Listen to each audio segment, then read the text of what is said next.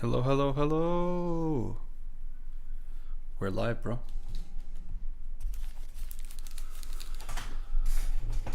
We're live with an excellent connection. Mr. Ali is standing on his phone. All right. Marvelous connection.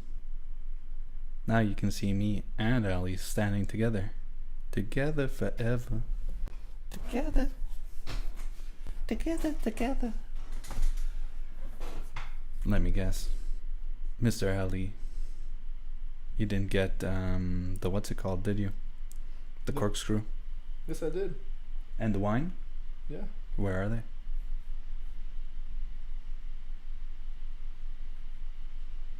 Live and direct.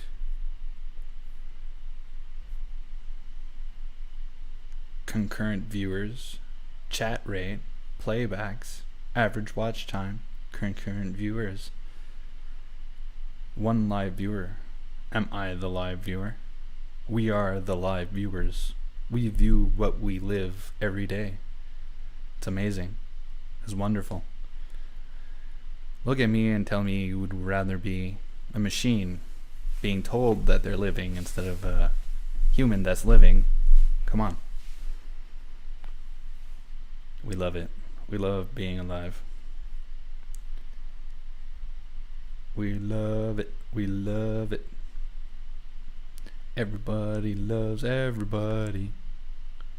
Everybody love everybody. I love everybody, 'cause everybody's lovable. Everybody love it. Alright. This sounds good. This looks good. We had one concurrent viewer. 47-second viewer. That's awesome. That's probably Studio. This is YouTube. This is not Facebook. This is a whole new world. It's a whole new world sitting here on my chair, entertaining the universe and the computers. People find this interesting, possibly. Computers find this interesting, very likely not. Hopefully. I'd be so glad if machines would enjoy this too. Come on, AI. Come on, Google AI. Send us a like. Please. That would be awesome. So as you can hear, there's people or a person walking around. I give you a couple guesses as to who that is. I wonder who that could be. Oh, gee. Who is this? Who is that? Who is everybody? Seen my video? Yeah. So we had 4 concurrent viewers, 4 playbacks, 2 viewers. Oh yeah. There's a chat going on. Mr. Cillian. Hello, everybody. You want this to read the views? Yes, thank you. So setup on this one is not as long, but getting ready to speak a little longer. Oh, for sure we are, and much better Alright. too. I think. I hope. Yeah. So Ali, you're on camera now. Tell the world something interesting. Well, hello everyone. I hope everybody's doing well. I think the world is not getting any better, but hopefully we are as human beings. So let's talk about that and about how shit was going down before COVID. What do you mean? I've been thinking about that a lot. There were a lot of riots all around the world. You had the Gilets Jaunes in France. You had people in Germany joining the Gilets Jaunes movement. Some countries in South America as well. Lots of people rioting all over the place against their governments. And that was all put to a halt from one day to the other because of COVID. People were demanding more freedom, more security, more financing for their projects, for their lives.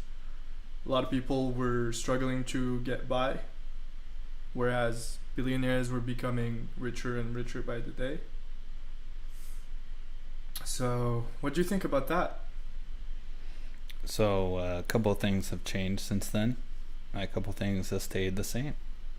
So let's see. You can often go to the root of something by seeing who benefits.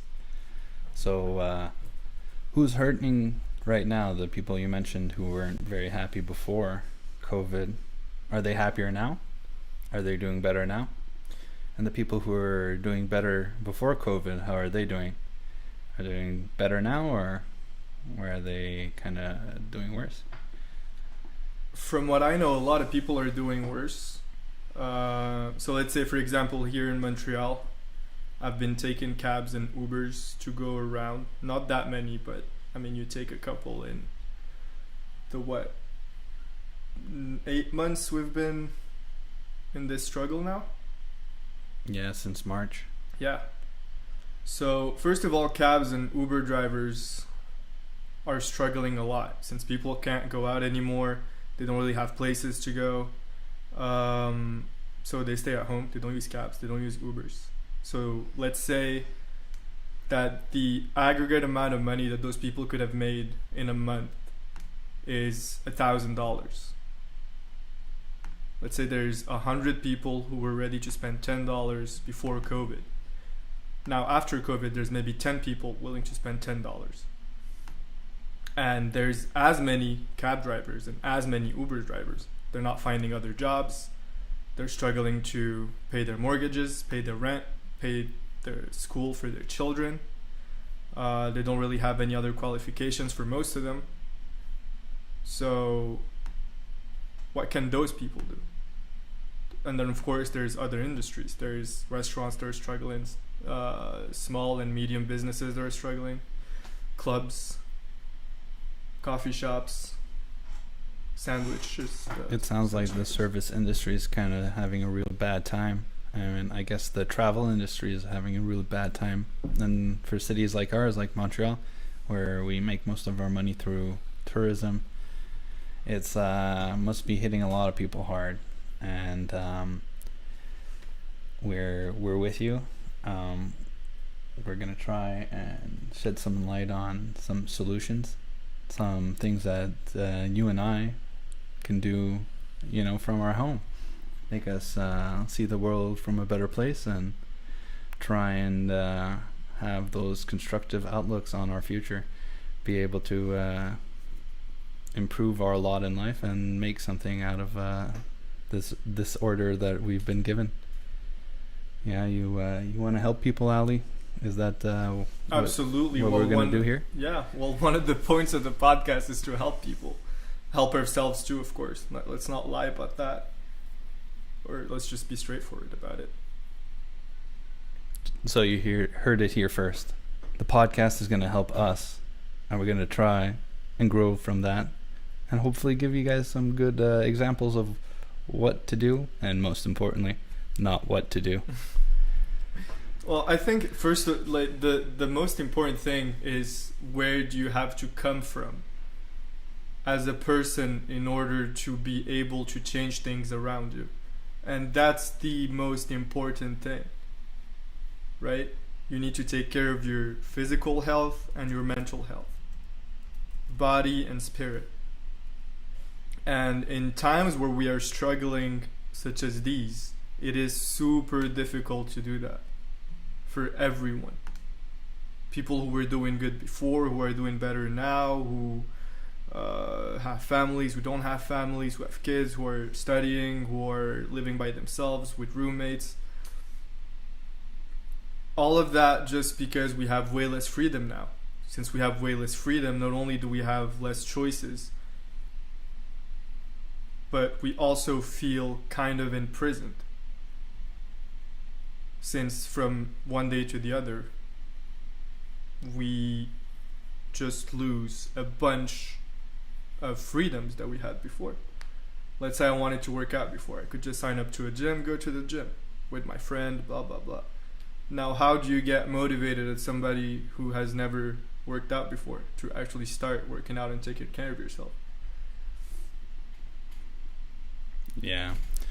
So there's a lot of options that go out the window, a lot of things that people used to do to get themselves to another level aren't available anymore. And yeah, I found something you said very interesting. You're like, from one day to the other, we lost a lot of freedoms. I'm like, like physically, materially, you know, in this world that we live in, how much change, right? It's all these authorities telling you that you shouldn't do this, or you should do this, or that this is the truth now, or the only way to survive, or the only way to be a compassionate person is to fall into lockstep with what the authorities are saying.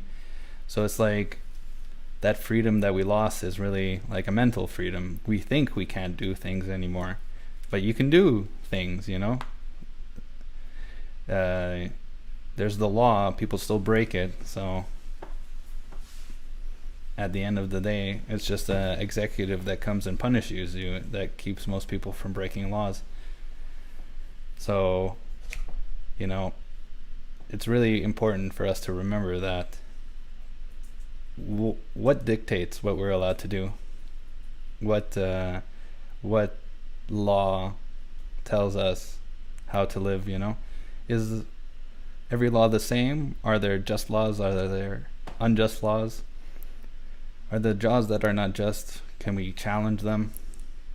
Are we heard when we challenge them? Or is like the idea of challenging it even so discouraged that you're labeled a bad person for questioning what the authorities are telling you? Well, we have to respect authorities, right? That's what we always learn, and if you don't, you have consequences, since you're probably acting out of the law that was imposed.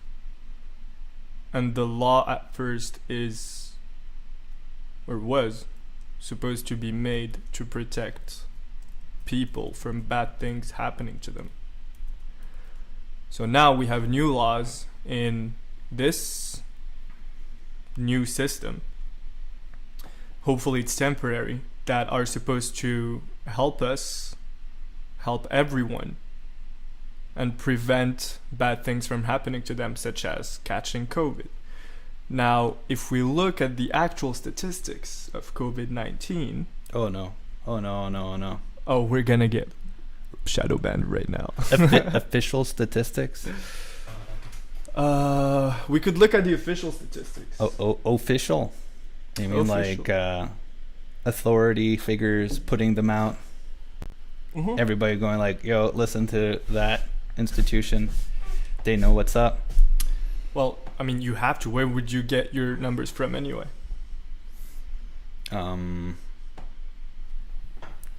My imagination? Does that work? No, it does not. Can I convince other people with imaginary numbers? Well, you could. A lot of people do that, and it works very well for them, actually.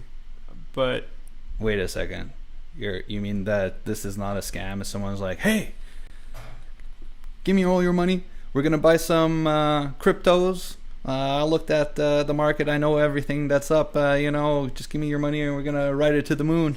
Yes. Sure thing. Yes. Or like Bernie Madoff, Ponzi schemes, pyramid schemes. Everyone has Wait. What? I just said cryptos and now you're talking about Ponzi schemes? What? Tell me about that. We're talking about imaginary numbers and people convincing you to do things that do not seem logical or that you don't know much about. And you get convinced even though you don't have real figures in front of you. Yeah, so basically it's a little bit of the authority of math, kind of like making people accept the outcome. I like talking about astrology when thinking about this. It's kind of like the astrologers way back when, they were able to chart the course of stars or position themselves on the earth according to the stars. So it was kind of like an early period GPS system. So they would trace the stars, and then some guy would say, hey, look, in 100 years this star is going to be there, and that means this. So 100 years later, the star moves into position as predicted, and then people are more likely to accept the reason given for that position change. They're going to be like, oh my god, the person, he read the stars, he was right, his prediction must be true, but the math for the stars is right, but the conclusion has nothing to do with it. What do you say about that? I'd say it's something that is still debatable. For sure, it's not scientific. But how much do we actually know about the world, the universe, our place in the universe, and how we are related to nothing and everything? Well, how are we related to nothing and everything? Yeah. Well, Talking about nothing, let's talk about dark matter, right? So dark matter is something. It may not be just one kind of matter. We just call it dark matter because we can't see it, we can't measure it, but we know it's there because scientists have found out the mass of the universe somehow. I'm not advanced enough at all to talk about that. But dark matter is just something that is there. We know it's there. We can't measure it. We can't see it. We don't know what kind of relationships it has with the material world that we can actually see and measure. Or just to come back to something that's easier to understand is the ocean, for example. How much of the ocean was actually explored? yeah, that's a good point. How much of the things on Earth are still unexplored? A lot of people think that there's a lot of mystery that has gone lost in the world. Everything is too simple, kind of like we were saying before with COVID. You just accept. They tell you what color the sky is, and you say, okay, yes. And a week from now it changes. They're like, oh, okay, yes. So we think we know everything. We think the scientists, they know everything. And we're willing to be like, hey, you authority figure, you, I see you there sitting, telling us what's right and what's wrong.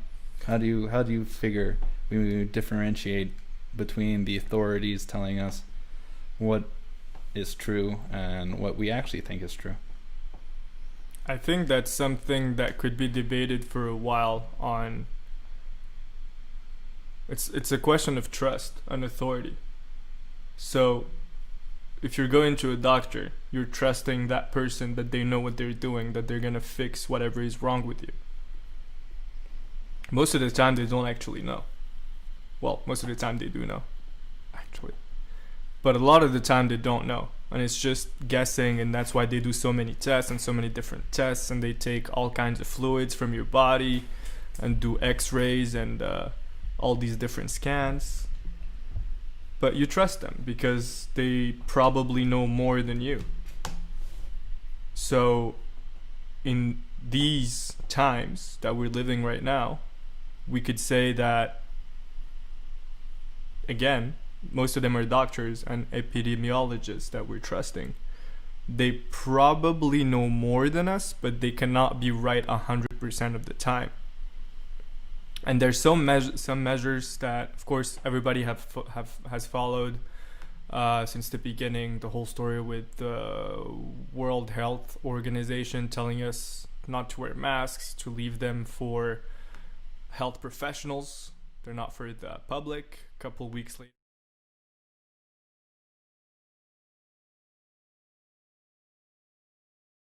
them, and then going back again on their word, and then going back on their word. So it's very hectic, it's very weird. Until today, looking at the studies, there's not a lot of proof that masks actually help prevent the spreading of the virus. Just because most of the time a lot of people don't use them correctly. So, for example, if your mask is wet, you should not be using it. If you have had the same filter on for 3 to 4 hours, you should throw it out, put another one on. You should not touch your mask under any circumstance. not in any way. You should wear it properly in order for you not to have to touch it, etc. And a lot of people, first of all, don't know some of these rules, which are very important. So, why am I hearing myself in the headphones? That's from the YouTube. Sorry. Oh shit! Right. But yeah, how do you trust, not trust? How do you How, thrust? how do you trust?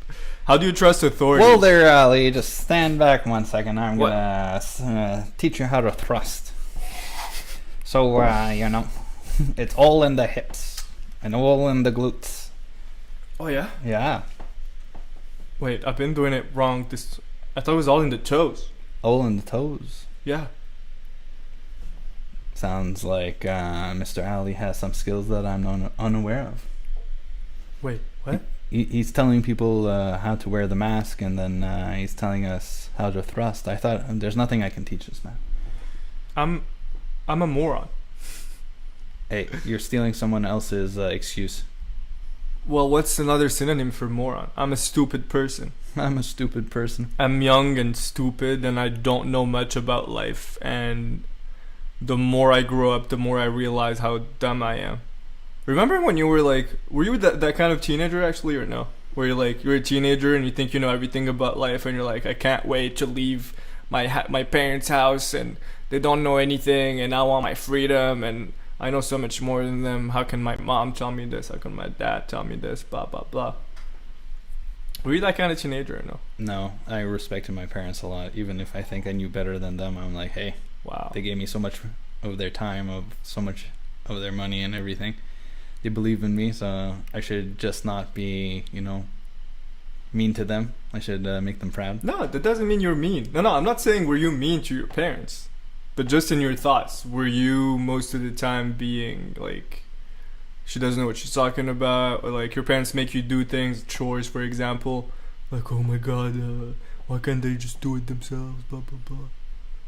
Yeah, I'm not 100% sure. Usually I'm told, like, you're going to work on this day. I'm like, okay. And my mom's like, hey, you got to do this. I'm like, okay. I just feel like it's a lot easier just to, accept right away, get it done.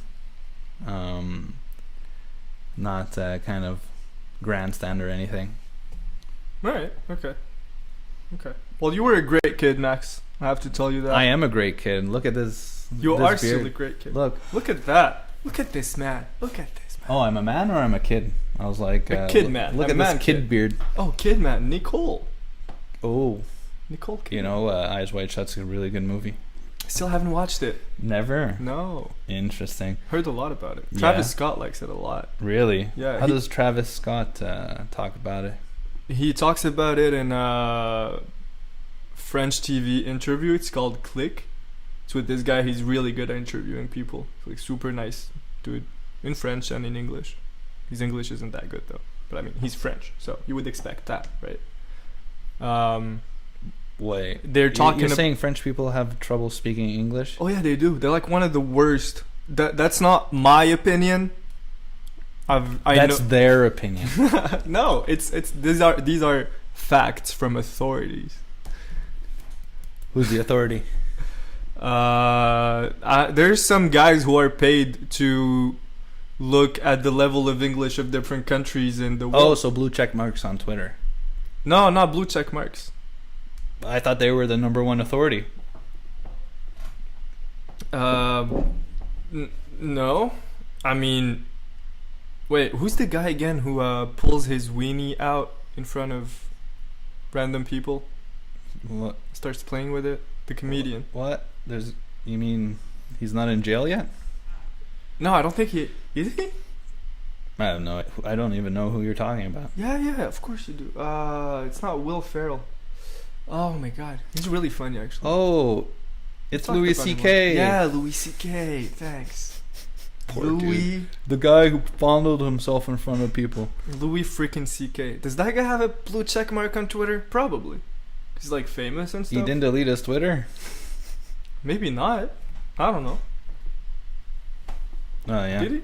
Well, speaking of Twitter, who's your most entertaining follow.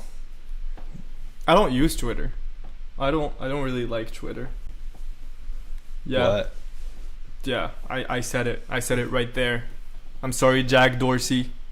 I think I like you as a human being, but I don't. I just don't like that service. It's not for me.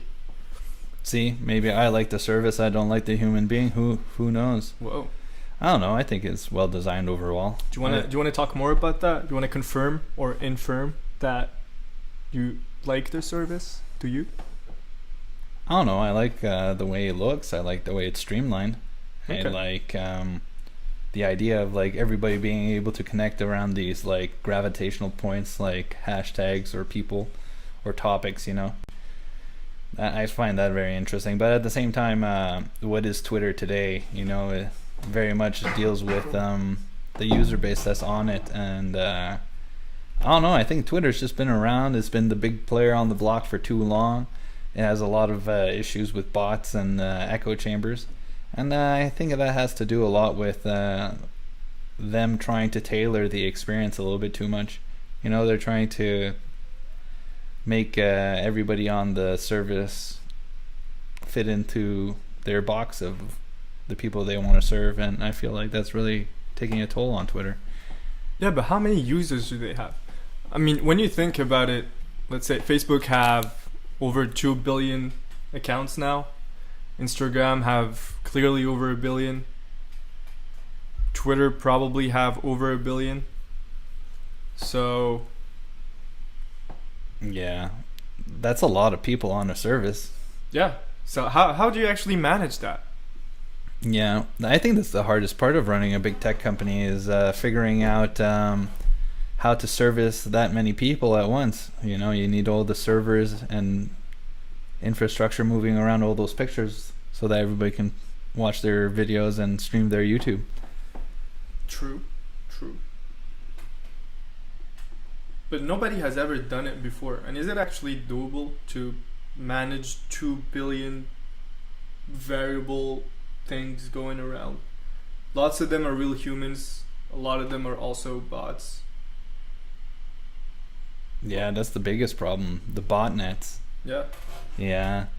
Well, I don't know. It's really tough to say because can you manage 2 billion people? Very tough. Well, let's explain what botnets are. Okay. You want to take it or should I go for it? No, you're better at that. So the way I see a botnet is kind of like there's a main controller who kind of can dispatch various types of bots on the internet. They're able to set parameters, look for certain things to focus on and on, hone in on. They have some predefined phrases and different things like that. I think a lot of them are based off of these chat bots. I don't know if many of you guys in the view in the comments have ever tried these chat bots online where you go to a website and you say hello and it says hello. Then you say how are you? It's like good, how are you? And then you're like my name's George. Then their computer says hey George, and then you're like oh well yeah what if George jumped off the cliff? And then they're like, oh yeah, well, who's George? And you're like, well, I just told you I'm George. Kind of like those guys. Dude, I have a friend, Alexis. Yeah. He sent me this website where you go on there and they give you this premise. It's kind of like Dungeons and Dragons. So, I mean, I played one game. And you're all by yourself and they give you this kind of scenario. It's all text. It's white text on a black screen. So they give you this scenario. I was a knight, like a bad one. I was like a kind of a bandit, and my mission was to get 10,000 coins to live out the rest of my life in all tranquility, away from everyone. But by doing things that are out of the ordinary, of course, not just having a job as a bartender at your local, how do you call a bar in the Middle Ages again? A bar. Your local pub. Is it a pub? I don't think that's Middle Ages. Something like a barn or something. A barn is like where you put horses. No, a tavern. Oh, a tavern. There you go. I think that's what it's called. Anyway. well, that's not even the subject here. But yeah, so I had to get those 10,000 coins. It starts, and I'm in the middle of nowhere in a village, basically. And they tell me, yeah, what's your first action? And you just type whatever you want, however complicated you want it to be, and the AI just goes with it. And they tell you for each action what the reaction of the world you are in is. And it led me to meet this woman, and then we fell in love, and she was a great knight too, and we fought against some evil monsters. We got a lot of coins. We conquered these weird elves or something, and we became king and queen there, but that's not what we actually wanted. And then we just went and lived our lives at the country farm, really far away. I thought that was really weird. I find it kind of funny that that's like the trajectory of a regular life. You know, you grow old, you get some skills, you go out there, you find a goal. On the way, you meet some people, maybe your wife, and then you slaughter a bunch of what are they? What were they? Elves. Elves. Some kind of But elves. elves sound like nice Orcs. people. Probably orcs. Orcs are like yeah. Because orcs, I can get behind that. Killing elves, yeah, maybe not. I'd question what kind of Maybe character were you. Well, like, again, I was a villain. I was like a yeah, bandit. you're a rogue. Yeah, man. Yeah. But no, the weird part was how the AI was so good at interpreting everything that I was just writing down. I was like, yeah, I'm going into the tavern and I'm hitting the guy on my right and then going to the bartender and asking for all the coins. And like, you try to hit the guy on the right, he tried to hit you back, but then you pulled your sword, you killed him, and then you went to the barman, you asked for all the coins, everybody was scared of you, and he gave you like 50 coins. I was like, alright, 50 coins, still 9,950 to go. Like, okay, leave the village, because clearly this is a poor village, and all these adventures, blah blah blah, was just really, looked really complicated. Do you know how you would make something like that? Yeah, lots and lots of coders working lots and lots of hours. Yeah. Doing a lot of things. Yeah. Well, you know, What would how many people would be in a room in that tavern? Well, I don't know. I mean, it didn't even tell me that there was a tavern at first. Yeah, I know, but when you bumped into the guy, how many people were there? They don't give you all of the details. It's literally a reaction to what you're saying, but they do add some other dimensions and other elements that you were not expecting. Just like Dungeons and Dragons. Just like if you had what's it called, a headmaster? A dungeon master. A dungeon master. Yeah, but the dungeon master is able to come up with his own like explanations and his own like scenarios. Okay. And it's pretty cool because like usually I have a couple of friends they play Dungeons and Dragons, and I'm like, the setup for that must be insane, man. All the different things that you need to come up with, you know, rolling that dice, that 20-sided die, and you're like, oh yeah, 5, you're dead. 7, you know, you killed them.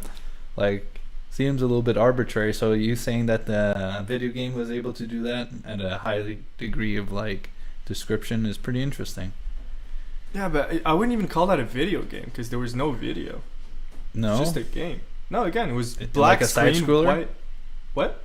like a side scroller, black What? screen, white what? Yeah, white text, black screen. That's all it was. You had like you had the text basically of everything that was going on, and then you had a dialogue box where you would just write everything you wanted, basically your actions, whatever you wanted to say. Truth be told, I actually tried to make love to the woman that I found, and it was pretty descriptive, man.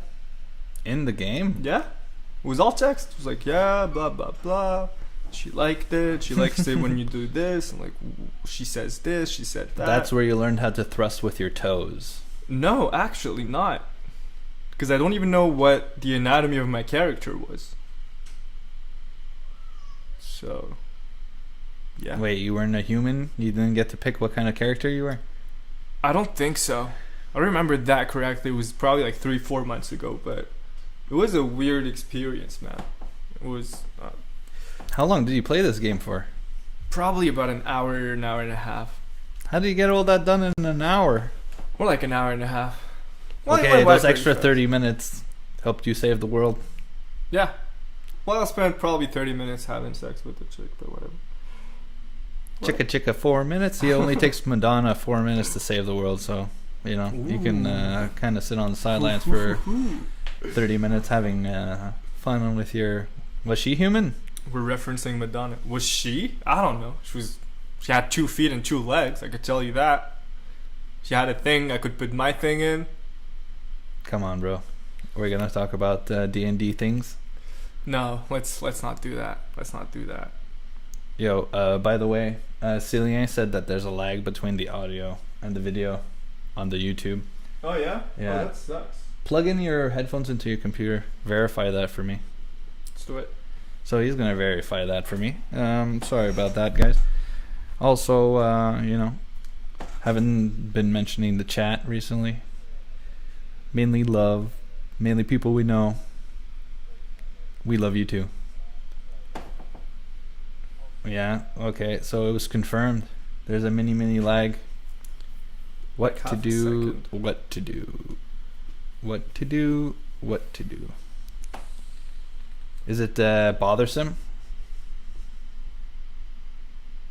Does it bother you? A little bit. It would be better to have the best experience for the viewers, for sure. Yeah. See? We have not looked up how to get the Hey buffer guys, on for. maybe Facebook is better than YouTube. That's what I was gonna say. Absolutely right. Maybe technology-wise, they have less to focus on. You know, they don't have to give every service to their people. Facebook, I feel like they have a much more narrow experience. You know, ecosystem You think? compared to Google, for sure. Yeah. I don't know about that. I don't know. Well, I'm Like, what pretty does sure Google Google have offer? like a YouTube dedicated service. Yeah, Like but TV. Google also has Gmail. It also has the search function. It has all that advertising. It has YouTube. Mm-hmm. It has all that Android stuff. Has lots of things going on versus Facebook. I feel like they have Oculus. They have. Do they have WhatsApp now? Yeah, they have WhatsApp. They have Instagram. Yeah, they have Instagram, but that's all spin-offs of what they already do. It's kind of like they just wanted to monopolize those sections of tech, like messaging, and then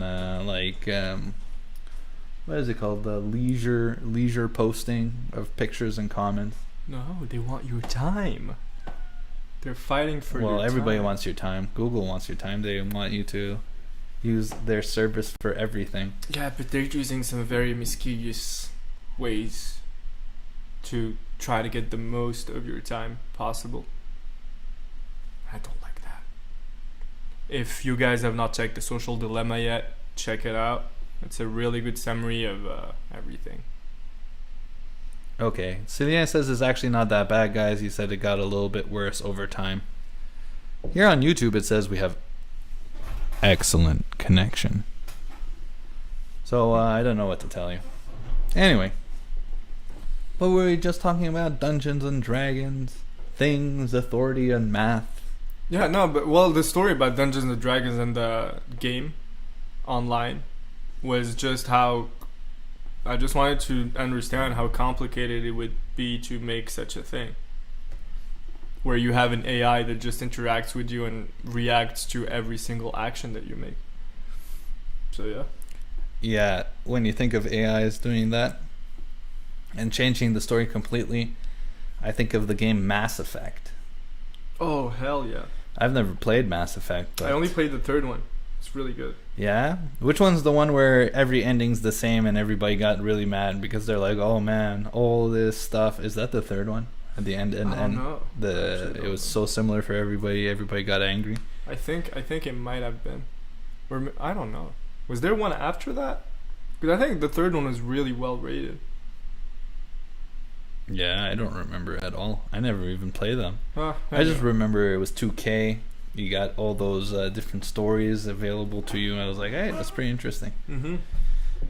No, the game and the gameplay were really crazy. Spent hours on that game. I don't even think I finished it. I rarely finish my games.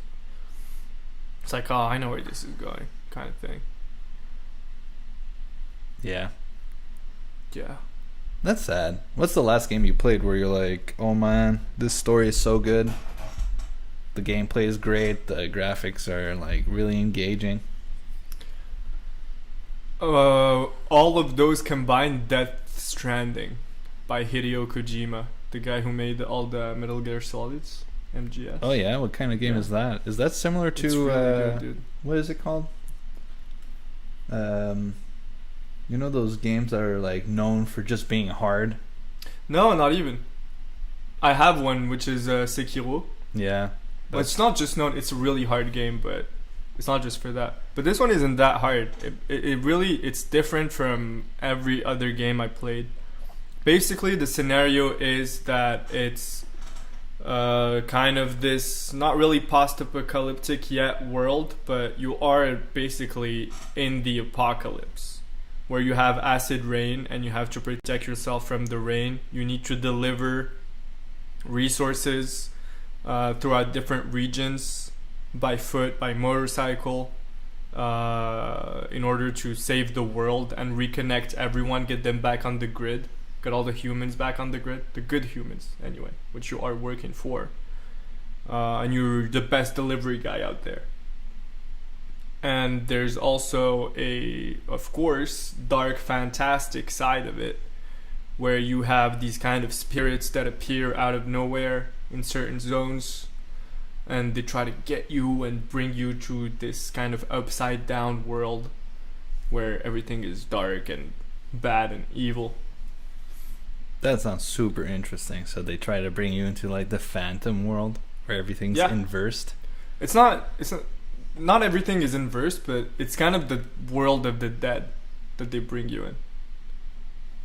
But you have like a special kind of ability as a semi-human, I don't remember what the word they use for it, but even though they bring you to that world, you can still get back to the real world. Okay, so it's kind of like in Blade, where he's not really a full vampire. He's like a vampire human, so he has all the benefits of being a vampire, but you can stay out in sunlight and stuff like that. Yeah, sounds exactly like it. Well, I mean, not the game sounds exactly like it, but your character and the abilities. Yeah, definitely. But anyway, that's a really, really good game. Loved it. But that's the thing. Even that game, I loved the F out of it. And I still played it for maybe 15 hours tops. Yeah, but it's just a story game, no? Not really. Like a game like Heavy Rain, for example, that's a story game. You're not. I never played that too. That's another one of those choose your own adventures with almost infinite storylines. Yeah, exactly. But you're kind of just following a path. So you have different paths and you just choose an action. It brings you to the next cinematic kind of thing. Whereas, no, Death Stranding, you're actually a character in an open world and you can make your own choices here and there. And you can interact with the main story. You have side quests. You can do more if you want. You can do less if you want. And yes, Cillian, that's the game he's talking about. That I was going to ask him exactly that. I was going to be like, is that the game with the guy from Walking Dead? Yeah, exactly, dude. Daryl Dixon. Isn't and also Guillermo del Toro also involved in the production? Yep. I think he's in the game too. As like one of these spirit scary people? No. I'd be scared of him. Yeah, the guy is like massive, no? Don't eat me! But yeah, he's one of the like actors of the game. He's represented in it too. And there's also that other dude who looks like Eastern European. That's really known. He played, I think, a Bond villain or a Batman villain. Can't really remember. Batman villain, Eastern European. I have no idea what you're talking about. Anyway, it's not really that. You important. played the game. I'm really bad with names, man. I don't know how people do it. Maybe I'm just that stupid, but yeah, I'm just really bad with names. You're really good with names, for example. Oh yeah, I'm not that good with names. I'm good with faces. Names I always forget. I never use people's names. I'm always like, hey buddy. Yeah, I remember you. No. Always kind of swirl around the names. No, but like remember all these names and the relationships between the names. when you tell me all those stories and everything about politics, for example, I could never remember that. You told me about them like 10 times and I still can't remember them. Okay, yeah. When it comes to like, oh yeah, this person in the Congress talked to that person in the Senate, and they're both corrupt. Dealing with this person in that place, you know, drawing all the connections, dropping all the names. It's pretty tough. You know, you have to hold all these structures in your mind. You have to be able to identify individuals. I think that's how you prove things to people. You kind of show them what's true, who these people are. Kind of like what we were talking about before with authorities and different institutions telling us what's true and what's not true. So you mentioned the WHO. They said so many things at the beginning that they reversed course on. One of the things that they said not too long ago, which was pretty funny to me, is that lockdown should be the last resort. That 2/3 of the world is falling into abject poverty, and a lot of places that rely on tourism are just not producing what they should. They're falling down. People are having a really hard time. And then they're like, next day, Tedros comes out, that's the head of the WHO, and he's like, yeah, but herd immunity is unethical. So then you have one person in the institution saying, we can't lock down. The other one says, we can't stay open. And I don't know what that means. What are we supposed to do? If we listen to the organization, what do we do? No, that's a really good question. A lot of people have been asking themselves that question, I think. What I find weird is that a lot of people just follow the directions without asking themselves any question. They just check the TV and the news multiple times a day to know what they are allowed and not allowed to do. Which, well, legally, you should, do that in order to avoid any actual issues with the authorities. But if you are taking the right precautions, why wouldn't you be allowed to have a minimum of freedom at least? What I love is, how do they enforce all these laws? I saw this video not too long ago. It's pretty descriptive about this. It's like, in Canada, you have right of assembly. You have right to travel through every province. You have the freedom to associate, and you have the freedom to, I don't know, leave your house. And then it's like, except when there's a pandemic. When there's a pandemic, you're not allowed saying what you think is right on the internet. If you're not falling in line with the authorities, say goodbye. You can't meet up with your friends, or else you're afraid that you'll get a fine. You can't have Christmas, they're telling us now, because we're gonna get a fine. We're gonna put people in danger. So it's funny how they put all the negatives on us, and then when they're wrong, they kind of never really get picked up, right? Yeah, it's kind of weird. They just slide over it. It's really weird, especially the thing that, one of the things that I found the most preposterous was, I don't practice religion, but for people who practice the religions, they have to go to a synagogue, a mosque, or church. People can't even do that. That never happened in the history of our world. Not even during the First World War or the Second World War did any government, or even the Spanish flu, which actually we are comparing this pandemic a lot to. Never has any government disallowed people from going and practicing the religions that are allowed in the countries. And of course, people are complaining about that now. Yeah. I mean, for a month, it was really funny. Yeah. With the Jews in New York, they just want to go to their synagogue, and then they're being locked out, and they're kind of jumping against Mayor de Blasio, and they're like, "You're an anti-Semite. You're not letting us worship." You know what? Good for them. Good for them. Yeah, good for them. And I saw a lot of Christians too doing that in France, for example, and good for them too. I mean, everybody's going around and, asking the government and the authorities if what the measures that are being put in place are actually fair for everybody.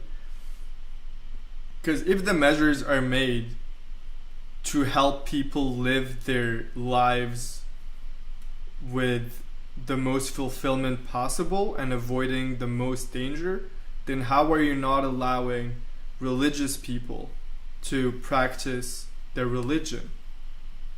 Because for religious people, this life is just a prequel for the eternal life that's afterwards.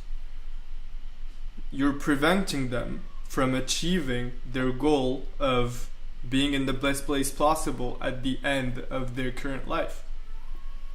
How is that in any way, shape, or form justifiable?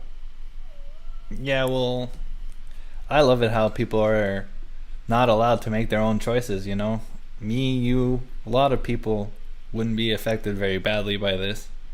But older people, they could be. So if you're an older person and you have heart disease, if you have high blood pressure, if you have diabetes, that.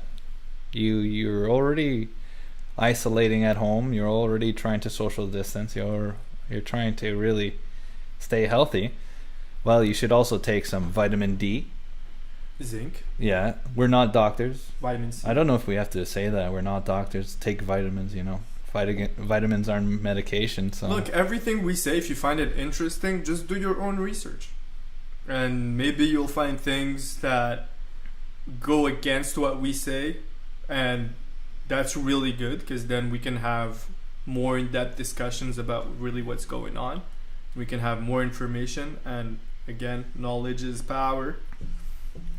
Intelligence is all it is. Intelligence is knowledge. So when we're talking about the Central Intelligence Agency or counter-intelligence or getting intel, it's all information. That's what it is. Of course, it's the interpretation of that information if need be. But yeah, knowledge, man. Freaking knowledge. Yeah, knowledge. What's the difference between knowledge, information, and wisdom? Oh, okay. Well, I'm no expert at that, but that would be pretty fun to try to solve. Knowledge, information, and wisdom. I'd say information is what you get from your sources. So either from a book, from an article, from somebody else. Knowledge is your understanding of that information. And wisdom is from your understanding, knowing the bad things that you did with it, the good things that you did with it, and then try to find that balance where how do you use that knowledge in the best way possible? Because you have been to wrong paths and good paths with it.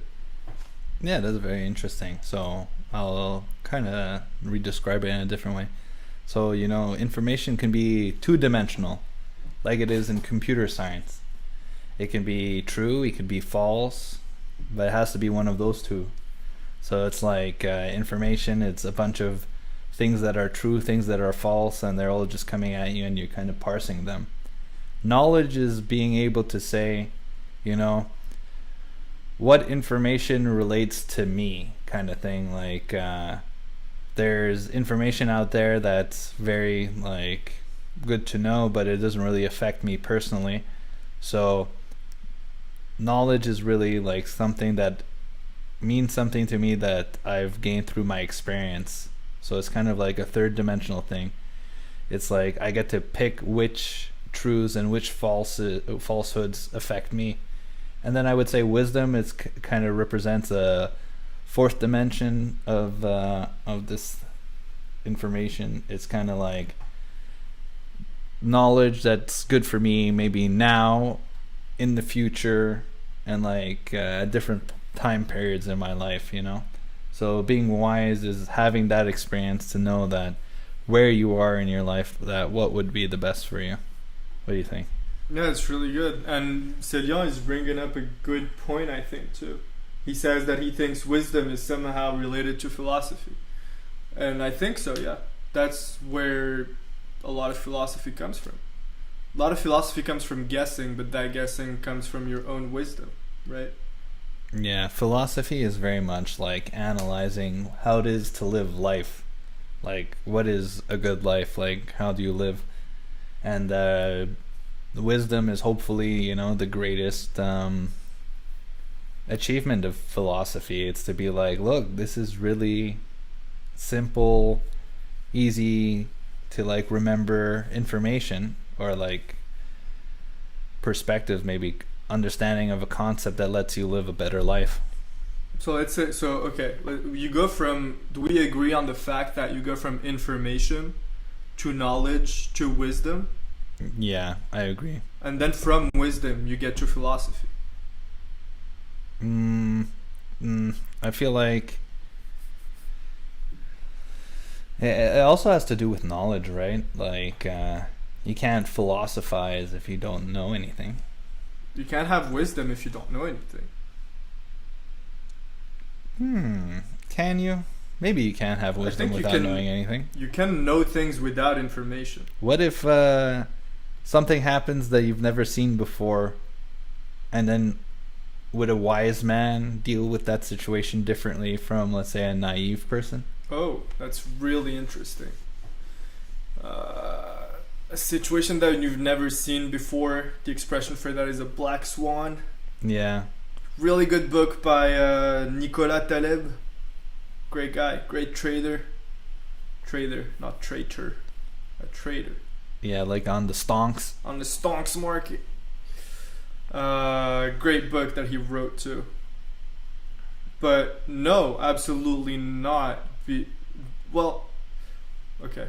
If you have wisdom and knowledge about a lot of things, if you get into a certain situation, if you do know things about that situation and have wisdom because you have been through that situation before, for sure you're gonna get out of it easier than somebody who's never had to think about it or came across it or had to live through it. That's what you learn from literally anything. Let's say I want you to like freestyle rap right now. Would you be better than someone who spent 1,000 hours rapping? Or let's say let's go jiu-jitsu right now. Jiu-jitsu fight. Only jiu-jitsu rules. For sure somebody who has practiced jiu-jitsu more than I have will have a greater advantage over me. Maybe I can have instincts, talent that I don't know about, and like my mind and brain work in a way that just helps me achieve good things. But yeah. I don't know, that's very interesting because like with, let's say, rapping or jiu-jitsu or whatever, not sport but activity, the person with more experience is probably going to do better. But the thing is, I think with wisdom it really is closely related to judgment. It's like you make a good decision. You make a decision that leads to more positive options in your future versus a decision that closes many more doors. So it's like a wise person is going to do the thing that in my opinion is like less disruptive. Maybe it could be disruptive, but disruptive in a way where it opens up more opportunities.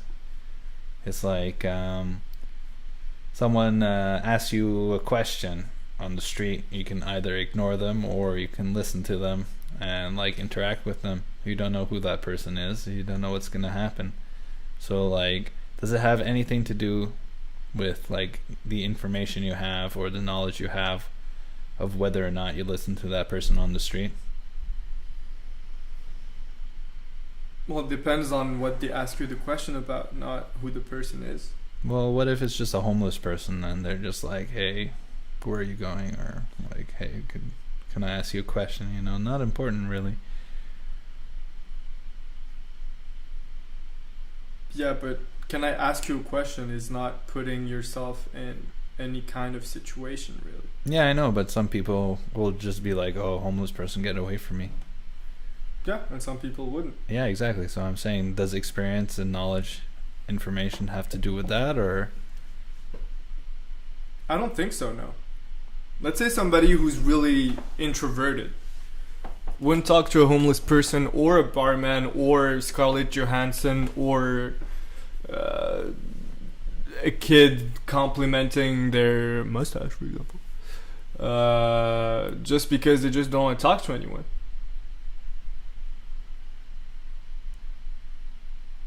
So whether you're a homeless person or the most famous person in the world or the dean of your faculty or whatever, wouldn't change anything. More has to do with your personality, no? Yeah, exactly. So, is wisdom embedded in the personality? You know, a lot of people say, "Hey, you're an old spirit." Hey, things like that. So that's part of your personality. So, are you saying wisdom is a character trait? No, I think people when people tell you you have an old spirit, I really don't think that's a compliment, because that most of the time I think it comes from a place where, for the person who is being told that they are an old spirit or they have an old spirit, it's probably because they went through some really tough shit and they had to deal with it. And it's the tough shit that makes you grow and makes you a more evolved person. Not necessarily a better person, but it makes you more evolved because you've been through tough times that have made you realize a lot of things about yourself and about life, because you go very, very deep into your own mind and you get very far away from the now, the present moment. You just recluse yourself into this kind of corner of your mind and observe everything that's happening around you and how people act and react to things, how situations evolve, and you're also trying to find the best option for you and the best course of action to get out of that black hole that you are in, whether it is through your own fault or not. So yeah, that's what I think about old spirits. I don't think an old spirit is necessarily somebody who was born with an old spirit. Yeah, you don't think so? You don't think some people are born and they're just like aliens? They're like, I've been here 8 times before. Probably. I know how this game is played. That's another thing. But yeah, other old It doesn't spirits need to be a different thing. You're an old spirit, you know. You have that step back of experience, but you know, there's a lot of people where they're like, what happens after you die? Mm-hmm. We don't really know, but what if you don't, like, let's say the Hindu concept of reincarnation is true. You come here again, and then you come here again, and then you come here again, and then subconsciously you kind of have an idea of what happened before. Kind of like in Westworld Season 1, you know?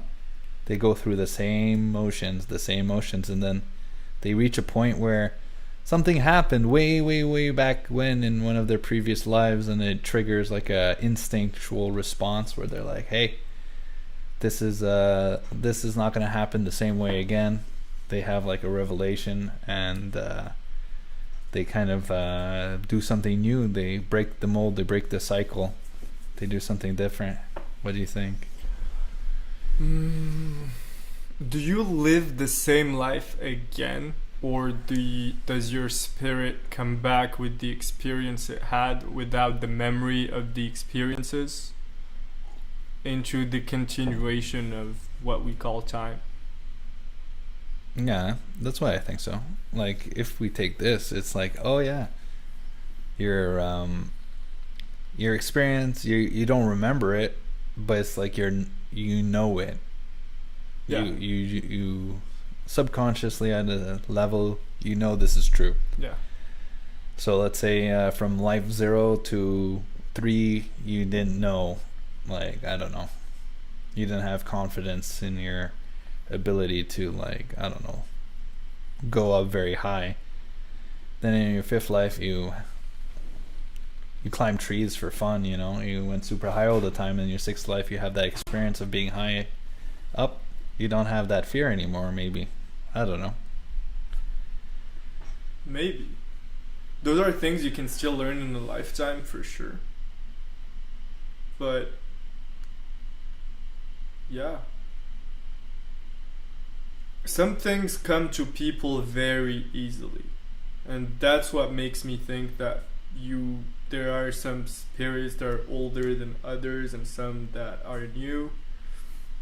Because some people seem to have to learn everything for the first time and it's hard for them, and for some other people some things like athleticism or math or survival or martial arts just come very easily to them. And sometimes we call that talent, you know. Oh, that person is talented. And talented people know they're talented just from the fact that other people tell them that they're talented. Because you're always in this comparison. I just forgot the word, but you're always comparing yourself to other people around you, whether you know them or you don't know them, to know where is your level compared to others. Yeah, it's how you place yourself in society. Yeah. You're like, I don't know where I am. It's like if you draw a random dot on a piece of paper and you're like, where's the dot? It's very hard to describe where it is.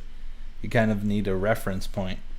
You're like, oh yeah, well, it's this far from the right border and this far from the top border. Or then you draw like something on the piece of paper, and then you say, okay, this is a coordinate system. There's 1, 2, 3 on the x-axis, 1, 2, 3 on the y-axis, and then you're like, hey, look, the dot's at 3, 3 xy, you know. It's much easier to describe it once there's a system around it. So it's like we don't really know what the system of life is. We don't know what the system of death is.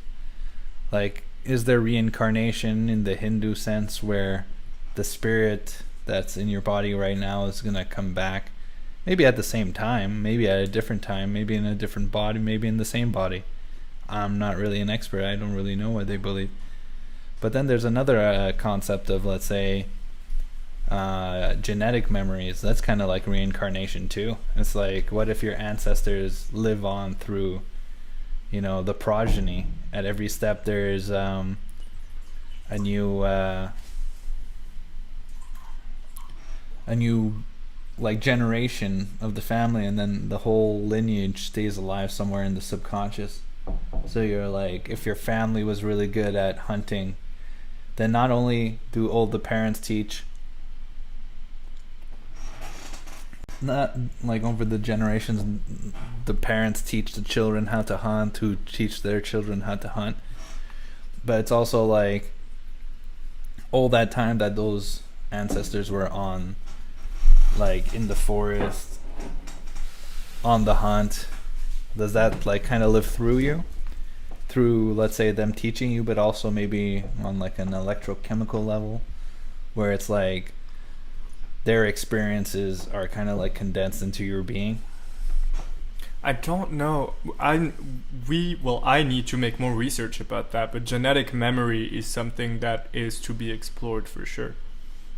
Because there is genetic memory that is proven, whereas it's, you have a mother, you have a father, and you are a mix of their genes, and then throughout your life, through radiation and other environmental factors and mental factors, etc., your genome changes, and then you reproduce with another person, and then they are a mix, and blah blah blah.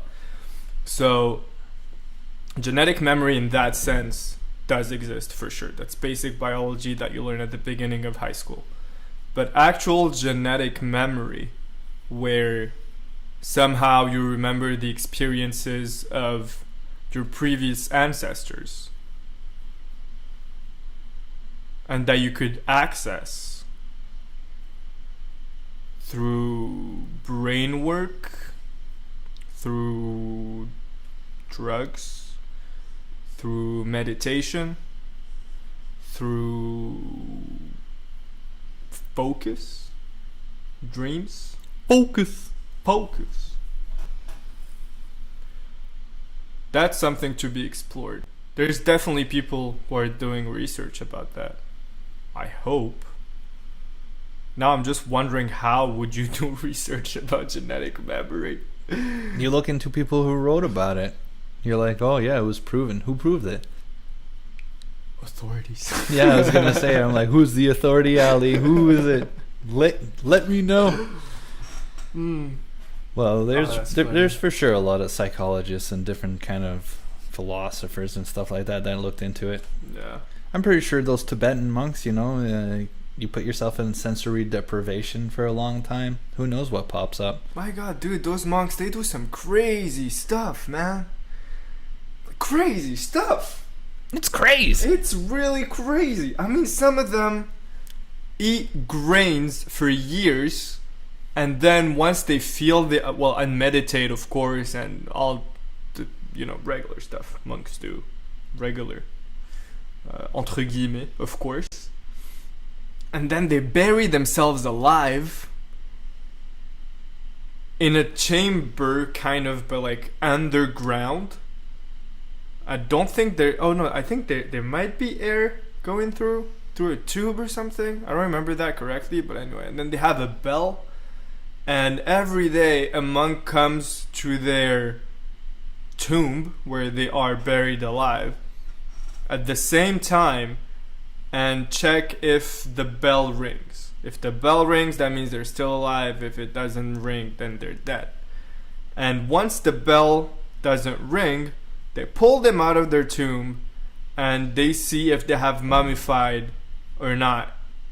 And if they have actually mummified, they become saints and they are exposed, like a Buddha. Exposed or displayed? Displayed, thanks. Yeah. In French, it's ils sont exposés. Anyway, that was a Francisism. There is no French. French is a figment of your imagination, Ali. Doesn't exist. What? Am I the only one speaking French in the world? What's France then? Is it like Narnia for me? Yeah, you go into your closet and you pop out in France. Whoa. Yeah. No, doesn't everybody? Oh yeah? I don't know. I go into my closet, what do I find? What do you find? A bunch of clothes and dirty underwear. Shit. You put dirty underwear in your closet? Where else am I supposed to put it? It's like a laundry rack. Yeah, well, I put it in a plastic bag. Well, actually, I have my laundry rack in the closet. See. Well, who puts dirty laundry in their closet? I was just asking questions, okay? No questions. I like to ask questions. I want to know, Max. Knowledge. Just talk about knowledge, authorities, okay? Looks like you want to know everything. I would like to know everything. I really would. But there's clearly not enough time for that, my friend. There's literally zero time to know everything. Literally zero to know everything. Zero to everything. Yeah. I just looked it up, by the way, and we talked about that like an hour ago. Maybe less or more. Who cares? What the fuck is time anyway? Mac Miller asks that question a lot. And also Salvador Dali. Yeah, and look yes, at those clocks behind you. This is an original. So if you want to rob me, you can. That's worth like billions of dollars. I wish. Billions. I wish, though. That's what's crazy, too. It's like, the world is yours, yes. But not. Isn't that a David Guetta song?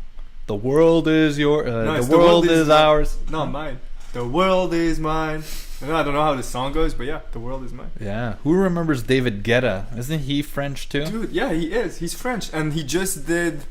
He did, like... He just did something? Yeah. He's alive. He did the first... Wow. Well, not the first. He did the Euro Cup or something, no? Probably. In France? Probably. Oui. But he did his first virtual music festival. It was Tomorrowland doing a music festival online. with like all the visuals and everything, and you had like a Sounds huge boring. What? you had How the are you supposed to be? huge Like, crowd. I'm gonna plug it on my laptop. yeah, just pop like 3 mollies in your living room, Yeah, you in know, your and you living just room. go for it. Like, You're like, I never knew this couch was so nice. It's yeah, so nice. crazy shit, man. Then maybe have, you know, make love to your couch, and maybe the couch loves you back, and you know, maybe you just found your soulmate, just like that. So COVID's been really hard on you, huh? Yes, yes, it has. Dark times. At least you find things close to you, like your couch. Yes.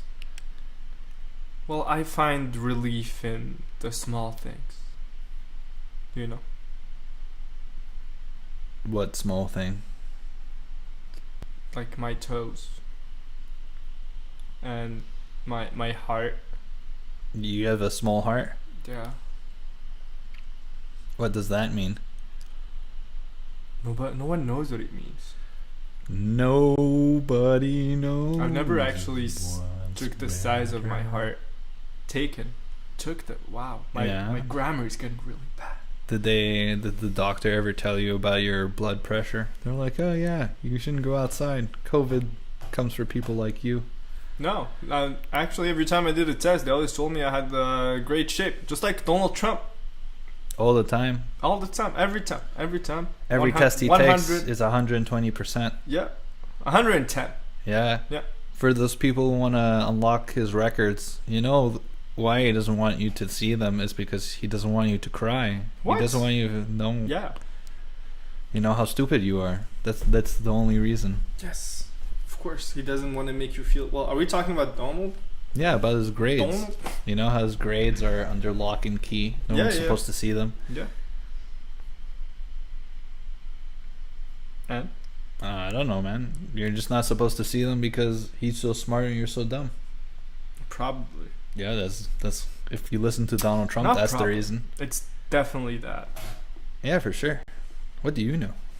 Well, again, I know nothing. Okay, there is not enough time to know everything. How can I know everything when there is not? How can I know anything? Really?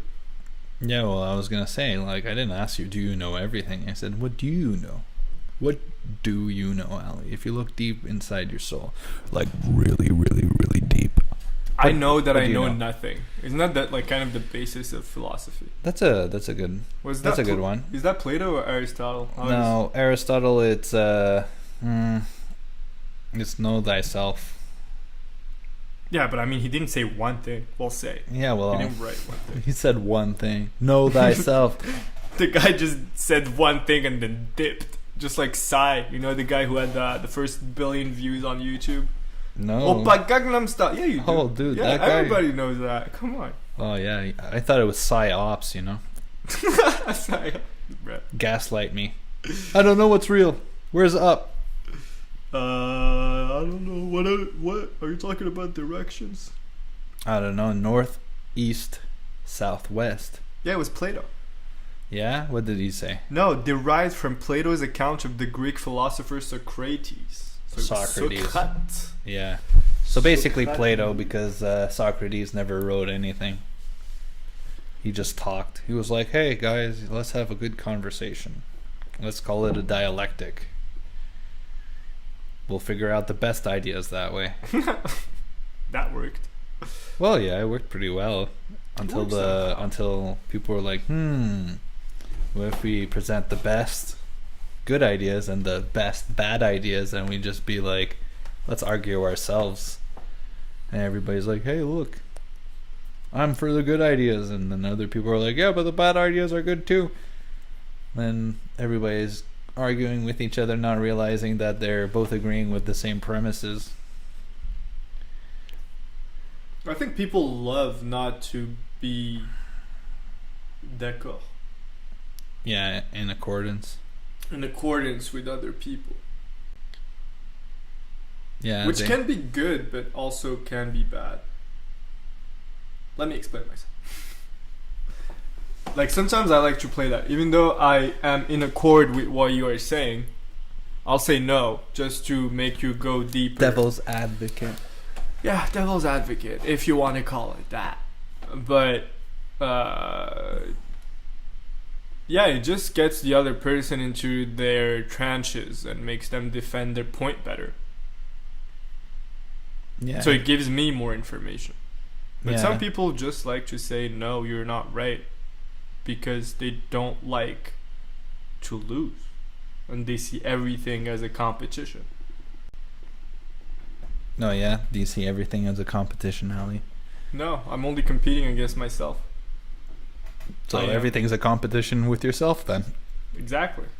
So don't say no. So everything's a competition. You're like, I am here. But not everything is I'm a trying something. I could be here. You're always like, I could be a little bit higher. But that's just with myself. If I'm interacting with you, I'm not competing with you. If I'm interacting with anybody else, I'm not competing with the other person. Yeah, but you didn't understand. If you're interacting with me, are you thinking, hey, I could have had a better interaction? No, I just try to live in the moment and then try to get as much from it as possible. And then when the moment's over, do you kind of look back at it? Do you go over it again, or you just let it be? No, I stopped doing that. I don't remember when I stopped doing that. I used to do that a lot, and it used to like eat me from the inside. The feeling is just terrible when you're just rethinking a situation over and over again, and you tell yourself, I should have said this, I should have said that, I should have looked at the person this way or that way, I should have just left, I shouldn't have said anything after that, I should have called someone, I should have. That's, you can learn from it, and you should learn from it, but you shouldn't like kill yourself over it. Yeah, you shouldn't be losing too much sleep over it. Yeah, It's like, what's done is done. exactly. There's still a lot to learn from it. Like, you can go over it in your head and be like, hey, maybe if I did this or did that better, would have ultimately gone more favorably in my way. But yeah, you're right. If you spend too much time going over it in your head, then next time you're confronted with that moment, you're just going to be playing back all those ideas that you have instead of just going with the instincts. Definitely. And again, it's just getting yourself out there and try to not relive the same experience, but if you want to achieve something, go towards something, make yourself better at anything, you have to go to that, towards that goal that you want to achieve over and over again. And you're gonna fall, and then you get back up, and you fall again, you get back up, and every time you're gonna get further. And sometimes you're gonna like maybe take 10 steps back for 1 step forward. But you still have to get the F up and move on and get there, because you will. Eventually, you will. Yeah, that's the thing. I read that in Einstein's book. He's like, people think I'm way smarter than everybody else, but I just spend more time with a problem than anybody else would. So don't have to get down on yourself. You just got to pick what you like, what brings you positive energy, what gets you motivated, and you just focus on that. You just stick to it, you know. I think there's this very good saying, I kind of forget it, but it goes along the lines of, you just fail when you give up. Because if you keep on trying and you keep on trying, eventually you'll get to it. It's just like, how much time do you have to try at it before it goes through? Exactly. That's why you learn a lot from finance and trading, mostly. Because you make a lot of mistakes, but then you learn from them and you go on. And there's also a saying in the world of traders and in finance that is like pretty straightforward, but you haven't made any losses until you sell. So things go down, things go back up. Sometimes companies go bankrupt. If we're applying that to just a more general idea, it would be more, yes, your ideas can die and not be possible anymore. the idea is to try to get skills that are transferable everywhere. Even though what you want to do and want to achieve cannot be achieved in the end, you will still have learned a lot from it. And most of it will be from getting down and pulling yourself back up and fighting for yourself and try to be free. You gotta be free. What free does- from what? Exactly. Free from what? Well, what is freedom for you? What is freedom for me? The opportunity to succeed and fail on not my own terms, but on what's in front of me right now. So it's like if I'm a certain person, I have certain opportunities ahead of me. I shouldn't be hindered for any reason to go after those opportunities that are available. Like, I think it's very important to define a right then, if we're going to talk about freedom. So I think a right is something that you can do that doesn't affect or take away from someone else. So if I say something that maybe offends someone, it doesn't really take anything away from you. It maybe injures you emotionally, but I didn't take away any of your like bodily fluids.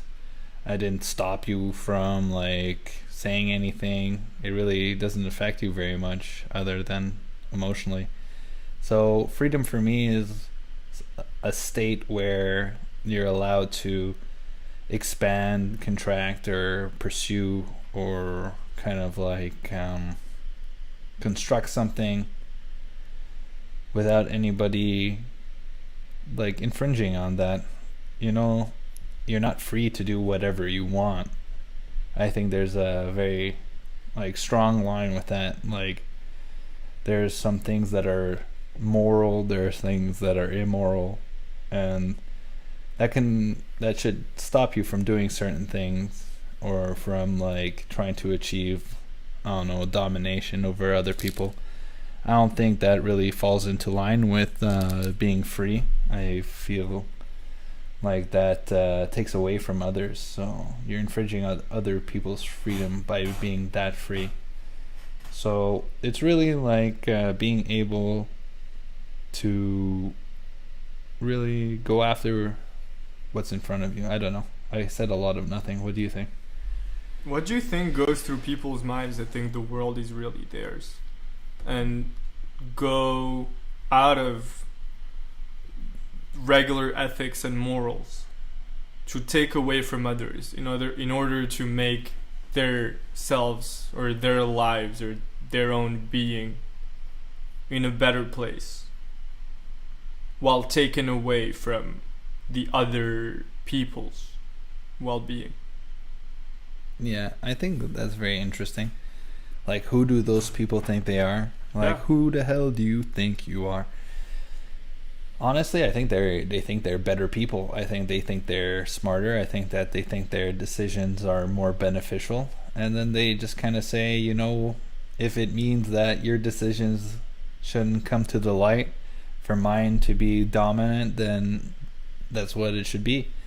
It's like, who are you? I'm this great person. I'm this influential person. I have reach beyond, you know, anybody else. When I speak, millions of people listen. Therefore, my ideas and my decisions are better than yours. And then they just allow themselves to, you know, infringe on your rights because they're like, it's for your own good. I'm taking care of you like this. You don't realize it, but it's true. In my world, I'm taking care of you. And then they just give themselves the right to do these things. Yeah, but I mean, some people don't even take care of others. I go back to Madoff a lot. Madoff?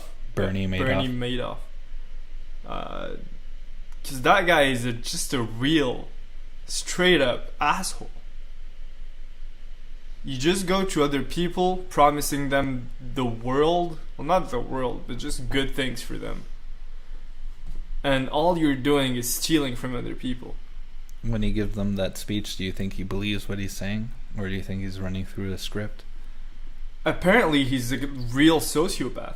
Because he went on to trial. I saw some snippets of his trial and some people talking about how he was during his trial. And clearly, he was showing no remorse for what he did.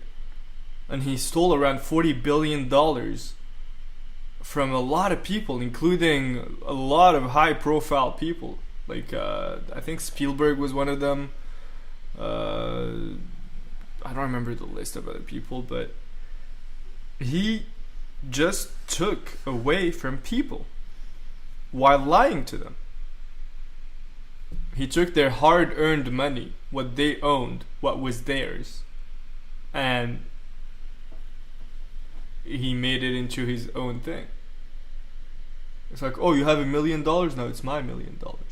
Yeah, because he's like, look, your $1 million is going to help me make $3 more million because I can tell everybody I got $1 million. It's like he got money from Spielberg, then he told everybody, hey, Spielberg invests with me, and then everybody else is like, oh man, if Spielberg invests with this guy, he must be a good guy. Now look, this is how a Ponzi scheme works. So a Ponzi scheme for it, well, this is how Madoff did it anyway. Kind of. I didn't really study what he did, but the guy was already a really good, well-known finance person and really well-known in the investment world, having made a lot of money through his really good investments, right? So let's say I start with $1 million. I go up to you, I tell you, hey Max, give me $100,000, trust me, in a month I'll give you $300,000 back. Like, alright. I go to another person. I tell them, hey, give me $100,000. In 3 months I'll give you $300,000 back. So, alright. I go to another person. I'm like, hey, give me $1 million. I'll give you $2 million in 6 months. I'm like, right. So in a month, I'm giving back $300,000 to the first person, to the second person. I'm kind of building up my reputation, and I'm getting that from the $1 million that I got afterwards, and so on. So I'm just getting more money from other people and giving it to other people in order to build up my reputation. And then I get to really high-profile people with a lot of money, and that's when I make my last coup, which is, okay, you give me $2 billion. See, I did it with $100 million before. I did it with $200 million. This guy gives him $2 billion. The other guy gives him $500 million. The last guy gives him, like, I don't know, $1 billion. And he just finds himself with $40 billion in his bank account. He's like, all right, now I'm fucking off. I've done enough. This is enough for me. And you just leave with all the money. Or try to, anyway. Yeah, or you go to jail and you leave the money in an undisclosed location where nobody can find it. Which is what he did. Oh. Well, most of it anyway. Yeah, can't you do that with Bitcoins very well? They recovered like 30%. Are you insinuating something? No, I'm just asking questions. I just want to know. I don't want to go out there and Ponzi scheme people. Not really. There's a blockchain that records all transactions. People think that Bitcoin is really anonymous, where it's really not that anonymous. Because every single transaction is traceable, and every single thing that was made with any single Bitcoin is traceable.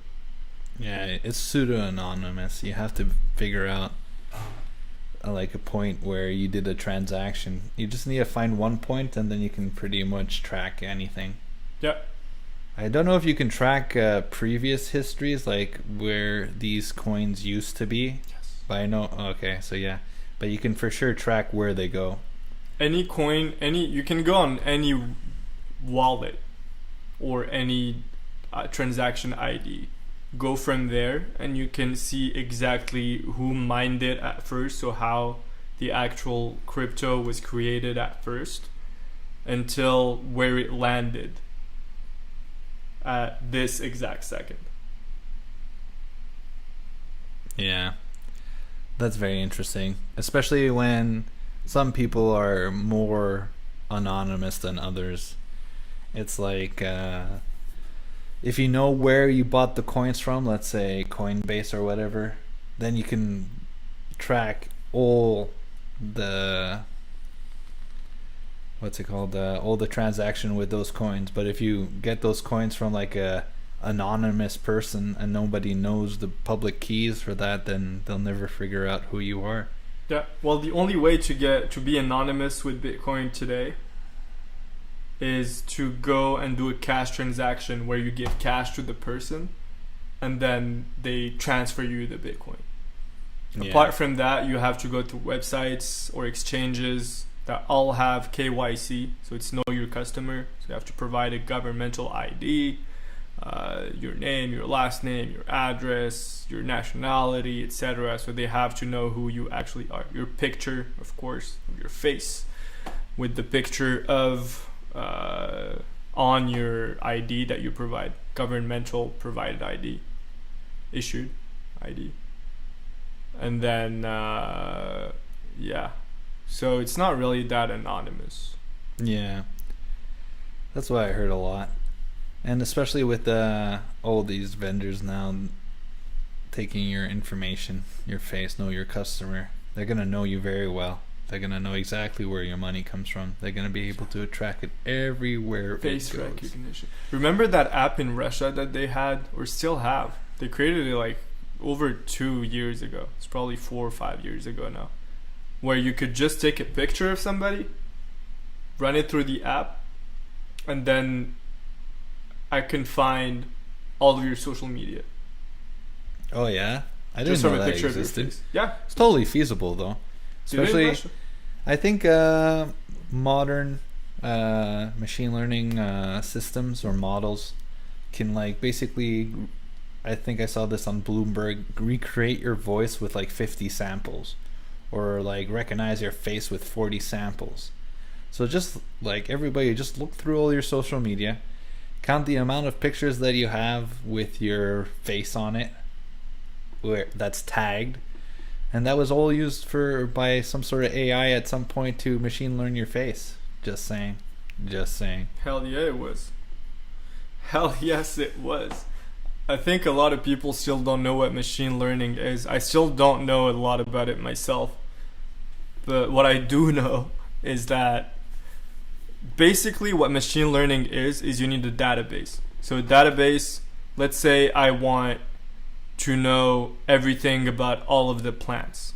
Or let's say I want to create an app to teach you how to take care of your plants. Okay. So what I'm going to do at first to build a really good app is go find a database of pictures of a lot of plants with the name of the plant on them. So it has to be a trustworthy database. So it's probably a database I'm going to have to pay for.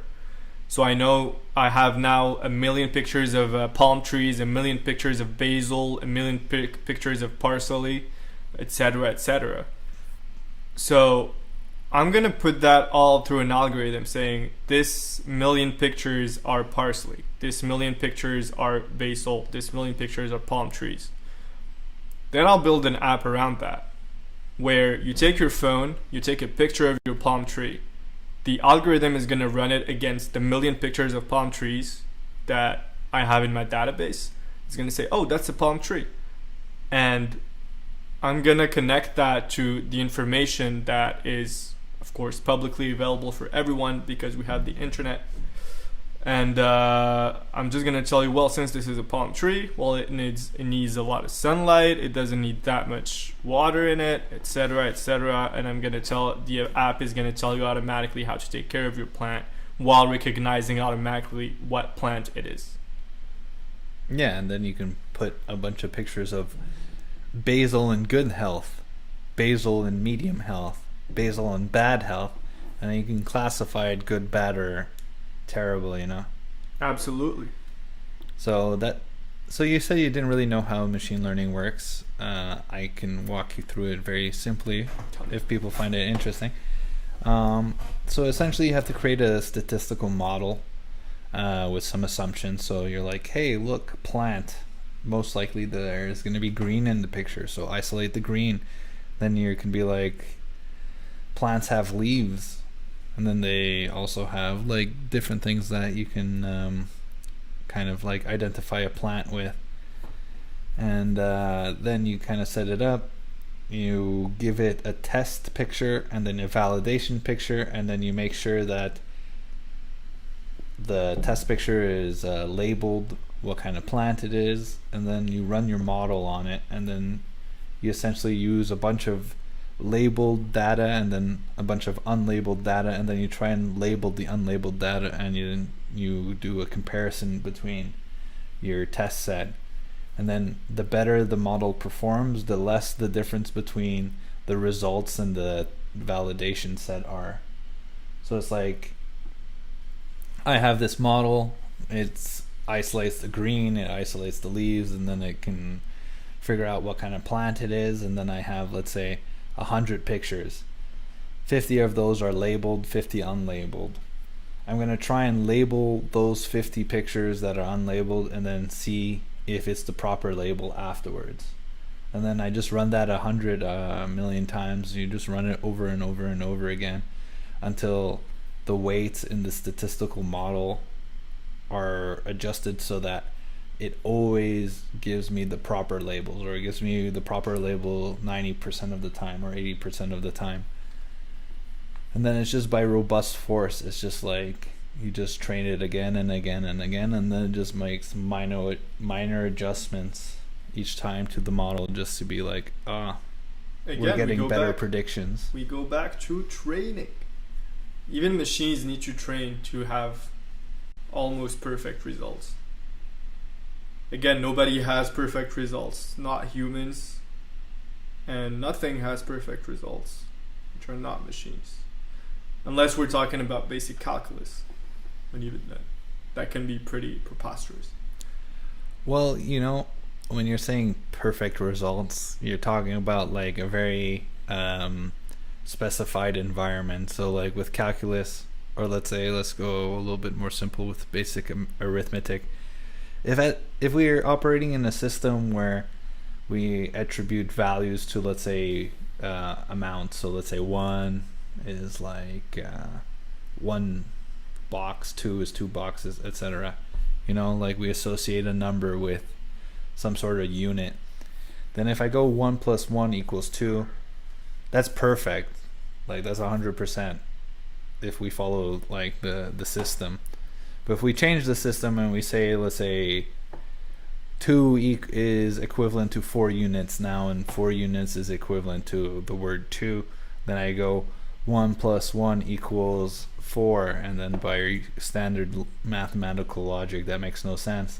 But with our new system, it falls into line. So perfection is really dependent on the presuppositions of, let's say, in the case of truth, it's the presuppositions of reality, and in the case of math, it's the presuppositions of the units, like the measurement of the units.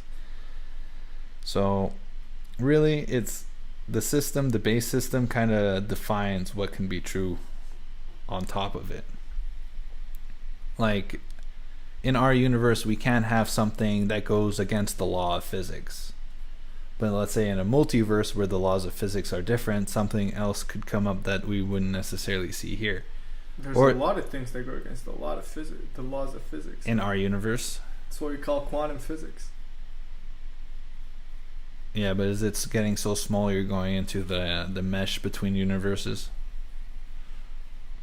I don't know if it's the mesh between universes, but it is really, really small. We're talking about sizes and measurements. And yeah, the theory is that the theory of everything. I think a lot of people have heard about the movie, maybe watched the movie. Isn't that about Stephen Hawking? Yeah, it's about his life. Because he dedicated his life to find the theory of everything. And the theory of everything is, I think, if I remember correctly, to find the link between the theory of relativity of Einstein and quantum physics theory. Because they kind of contradict each other and there's no link from one to another. Because quantum physics do defy the laws of physics that we have today. A lot of them anyway. That's why they call it quantum physics.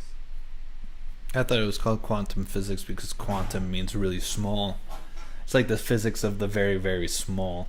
Yeah, that's true. But in physics, you can learn what there are things like you can learn about electrons and neutrons and quarks and ions and etc.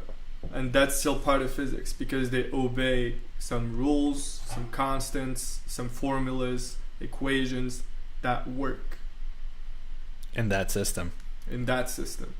But I mean, quantum physics are like you're blasting photons towards a wall, and then you find out that teleportation actually exists because you're getting at some point a photon that's supposed to be reflected by the wall. It just appears at the other side of the wall.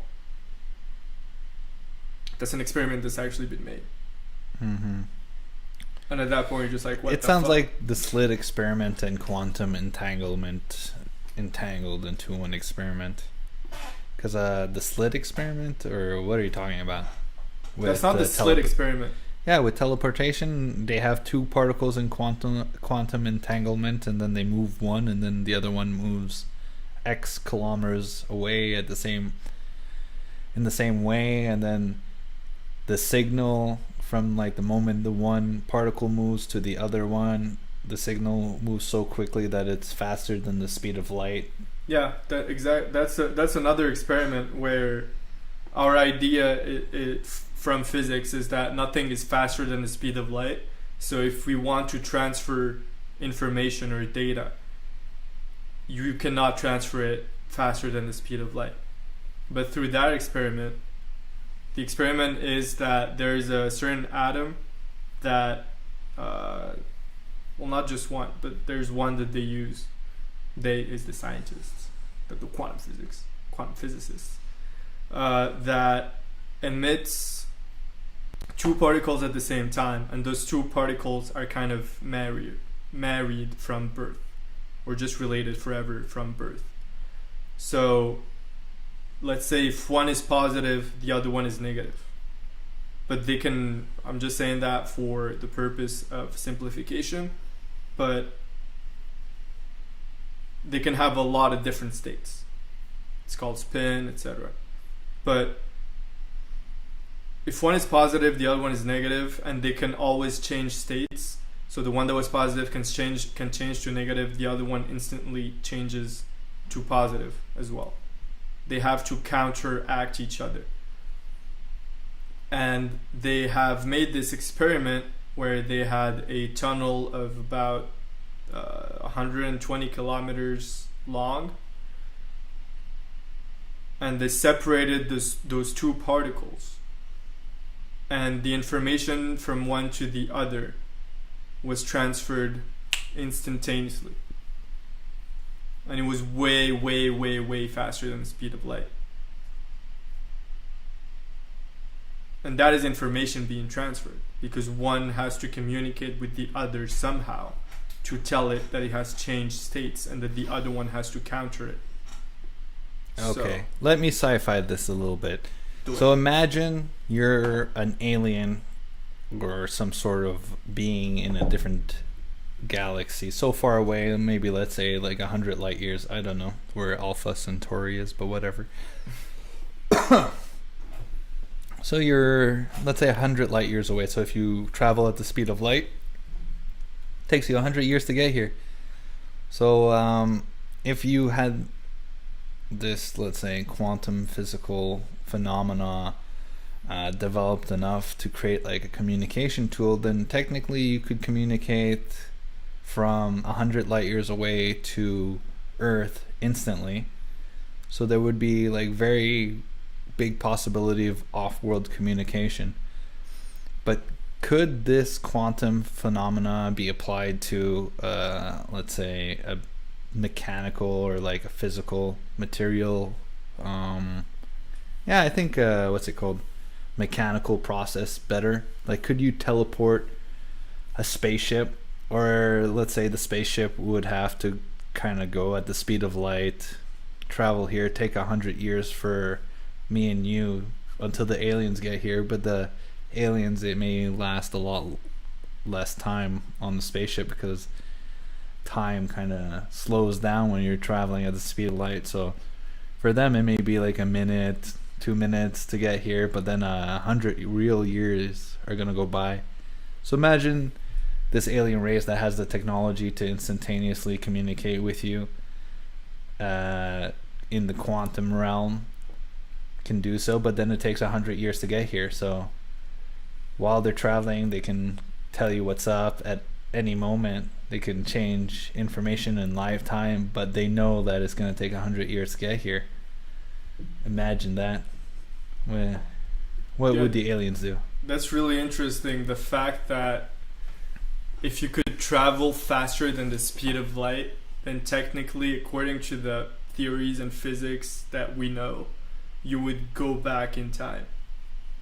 That's why the consensus is that you can't travel faster than light. But the consensus also, before breaking the sound barrier, was that you could not travel faster than the sound barrier, well, than sound, which is what, 340 meters per second. I kind of don't want to multiply that by 3,600 to know exactly what that's in Kilometers per kilometers per hour. Well, everybody can look at me while you're doing the math. Don't take too long now.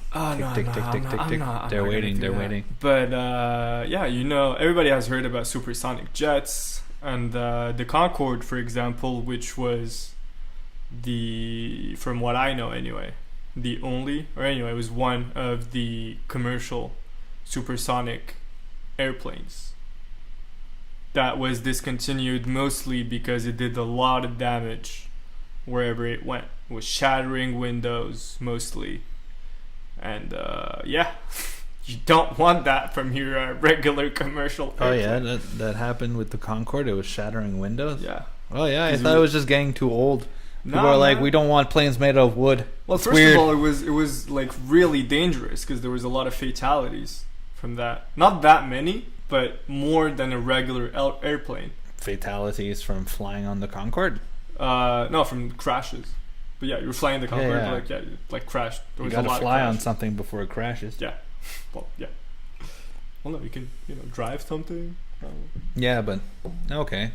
So people were like, "Oh man, I'm so scared of flying in a Concorde There was because that. the last time it hit a But- car on the runway." Yo, that might have happened. It might have happened. Flying scared because Need to when they look that drive, they crash into things. We need to look that up. That's why we need the Jamie. Jamie, look that shit up. We have a Jamie. No, but there was that. We And have a Jamie. His name is Jamie. Jamie? Yeah. Oh, hey, Jamie, what's good? Yeah, no. No, but yeah, the Concorde. So I think a regular airplane flies. Is it 10,000 feet or 30,000 feet? I don't In know, the bro. Mile High Club. How much is a mile? A mile is 1,500 kilometers. So okay, 1,600. so yeah, 60,000 feet. It's 1.6 kilometers. Sorry, 1,600. Yeah. What's So up with this math? This is a math channel? Are we a physics channel? I don't get it. we're a facts channel. We're We are not. facts. Okay, again, some of this is factual, but do not trust us in any opinions. You should make your own opinions. But yeah, I think you fly on a regular commercial. You can flight. trust our opinion. You just need to verify it before you say it's your opinion. True. Or else you're just gonna be like, "This is my opinion," and then someone's gonna be like, "That's dumb." And you're gonna be like, "Well, Max and Ali told me," and then the person you're gonna be talking to is gonna be like, "Well, logically, that means Max and Ali are dumb," and we all know that's not true. Ali says he's stupid, he's a moron, he doesn't know anything. Well, that's Ali. I never said any of these things, so go on the internet, spread my opinion left, right, and center. Be like, this is Max's opinion, it's the best opinion. I don't mind. Do it. Go for it. Do it. But then when I have to defend myself, I'll just be like, well, I don't know. It's a comedy show. Yes. But yeah, the freaking Concorde, man. They went out Does of business anybody know because it the was flight shattering of the stuff. Concords? The what? The flight of the Concords. What's that? It's a New Zealand band. They sing like jokes, songs. They're like, I don't really know any of them, but they're really funny. They have I've never one heard guy of is a guitarist, the other one's a singer, and then they sing song like it's business time. I put one sock one after the other, you know. Is it some like kind of like everybody a else. business in the front, party in the back kind of type situation? Oh well, it's business time, you know. Him and his wife are getting down to business. Oh, wait, is that a dude and his wife? Well, the two dudes on stage are telling the story of the one dude and his wife. Okay, so somebody's getting down to business in this situation. Yeah, for about 1 minute. Well, that's It's not- better than 2 minutes. That's what he says. Oh yeah. Yeah, Is 1 it? minute is better than 2 minutes. 1 minute in heaven's better than 2 minutes in heaven. Well, I think that depends on people. You know, some people like it fast, some people like it long, some people Everybody's different. don't like it. You know. Some people just don't like it. They're like, Yeah. get away from me. Yeah.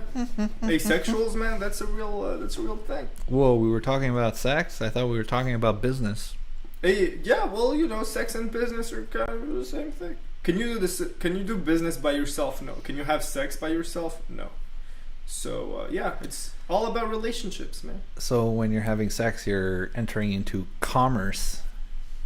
Yeah, it is an exchange. It's an exchange of favors, of Pleasures.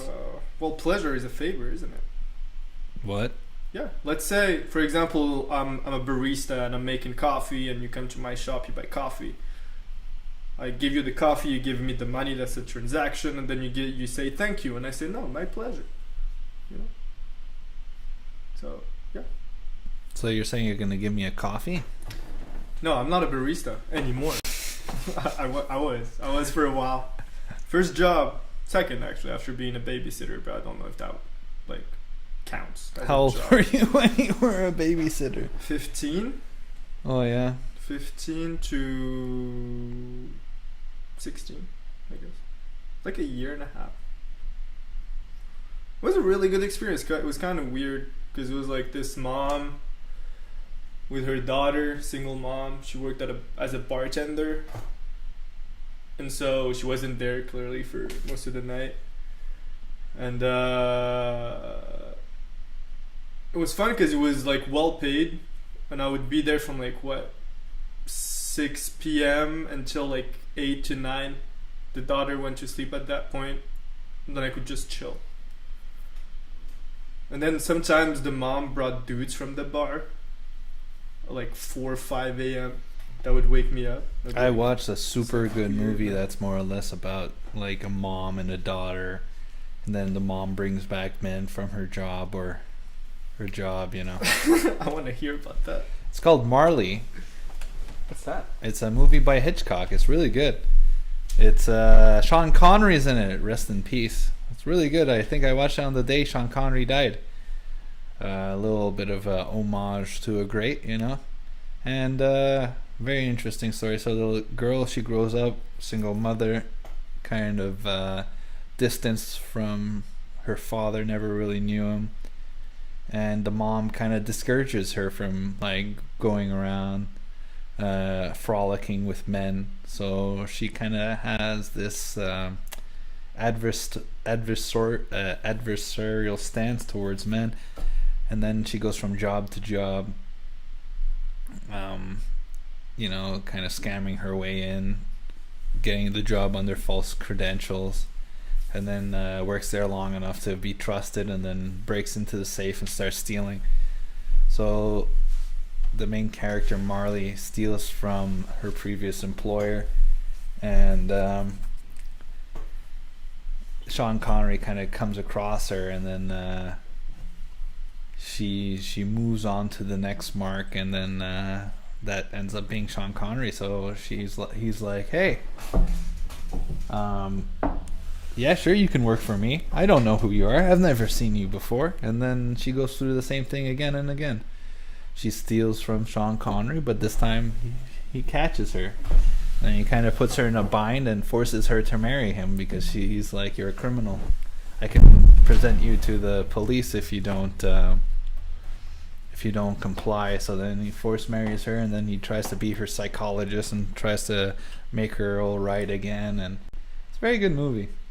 Very good. I haven't watched that many movies from Hitchcock, actually. I should. I didn't watch the Birds. Is that what it's called? Yeah, Birds, and then we also Birds. watched Foreign Correspondent. Oh yeah, that was really good. With Bird's references in it too.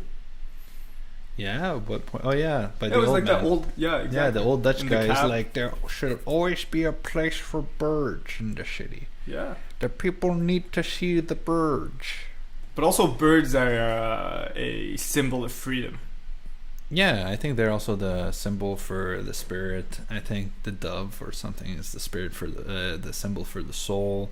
It's like the wings. It can fly very high. It can go anywhere. Yeah, You know, it's unbound, unrestricted. exactly. So it's like if you get to see the birds, it reminds you that you yourself can be unrestricted, unbound. Because there's a part of us that is like the bird. That's why so many people have that, or there's that feeling that humans love to fly. They want to soar high above the sky. Well, how many people died trying to create the airplane, dude?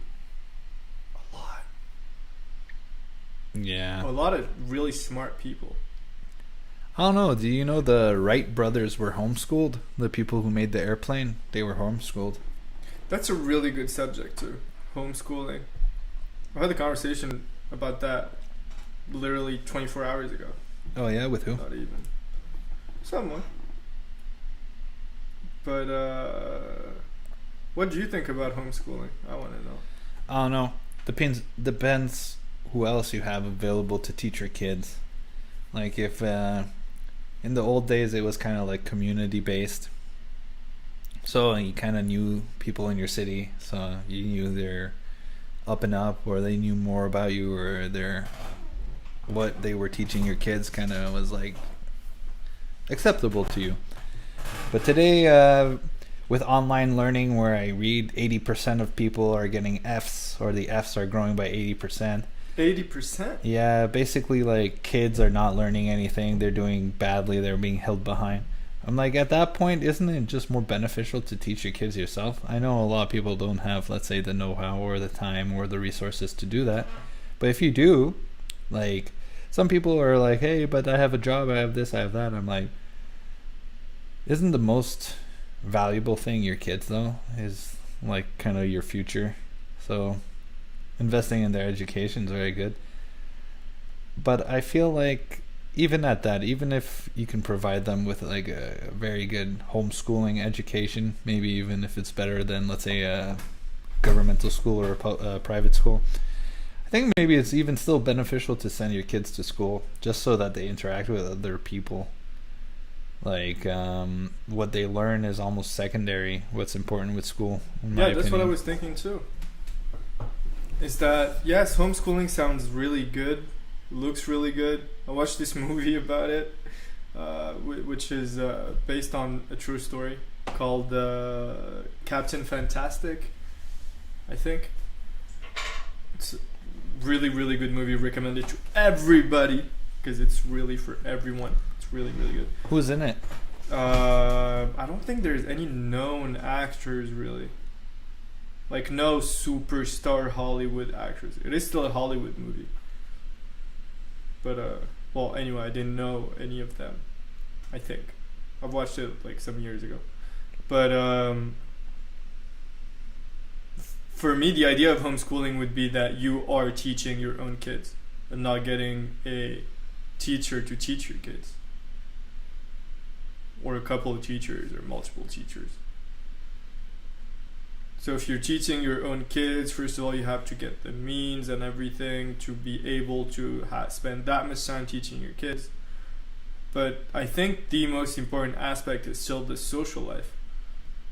But the person I was discussing this with told me that, you know, for the social life part, it would be, you know, they'd be close to somewhere with a lot of activities, and there'd be clubs, and like maybe athletics clubs, sports clubs, chess clubs, theater. Clubs. Yeah, clubs. Dance Basically. clubs. Yeah, if it's good dance, why not? Is this good dance? No, it's like TikTok, bro. What's a TikTok? Bruh. China? China. They're basically figuring out your body movements, man. They're gonna learn your body language 2021. You're gonna be like, oh man, we can't see his face, but that posture, we can tell it a mile away. That's Ali right there. Mm-hmm. That know exactly what your conditions are. But you know, there's actually I was watching. You know Did you watch the Mike Tyson fight? Oops. Yeah, it wasn't. I didn't even know the Mike Tyson fight happened. Well, it Oops. wasn't really worth it. It was on Saturday. It was on Saturday. And right before that, was it Jake Paul? I think it was Jake Paul, Oh yeah. the YouTube guy. No, isn't it Logan Paul? He's the Is it fighter. Logan? Yeah, he's the one who fought Yeah. last time against fucking what's his name? Nate Robinson. Oh, Well, Saturday was Nate Robinson. okay. I thought one of the Pauls was gonna go against the big money. What's his name? Floyd Mayweather. Yeah. No, not yet. But I think they both fight. I'm not sure. Anyway, it was the youngest of the two. I think Jake it was. Paul is younger. So it's probably Jake. Logan Paul fights. He fought some dude and he lost via decision. Well, let me check out real quick who. Yeah, okay, but screw. Wait, what No, you're on camera right now. You're grabbing your phone. Wait, who You said? should have known this. You should have known. You should have known. Who did you say? Who did you say lost by decision? Logan. Okay, so it was Jake who fought Saturday Why he won? because he has a 2-0 record. Oh wow. Yeah, and last Saturday he fought against Nate Robinson, who I did not know at all.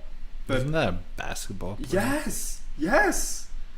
The guy won like 3 times or 5 times the dunk contest. Yeah. He's a fucking athlete. Like Yeah, the but guy, he's the guy's built. he's super short.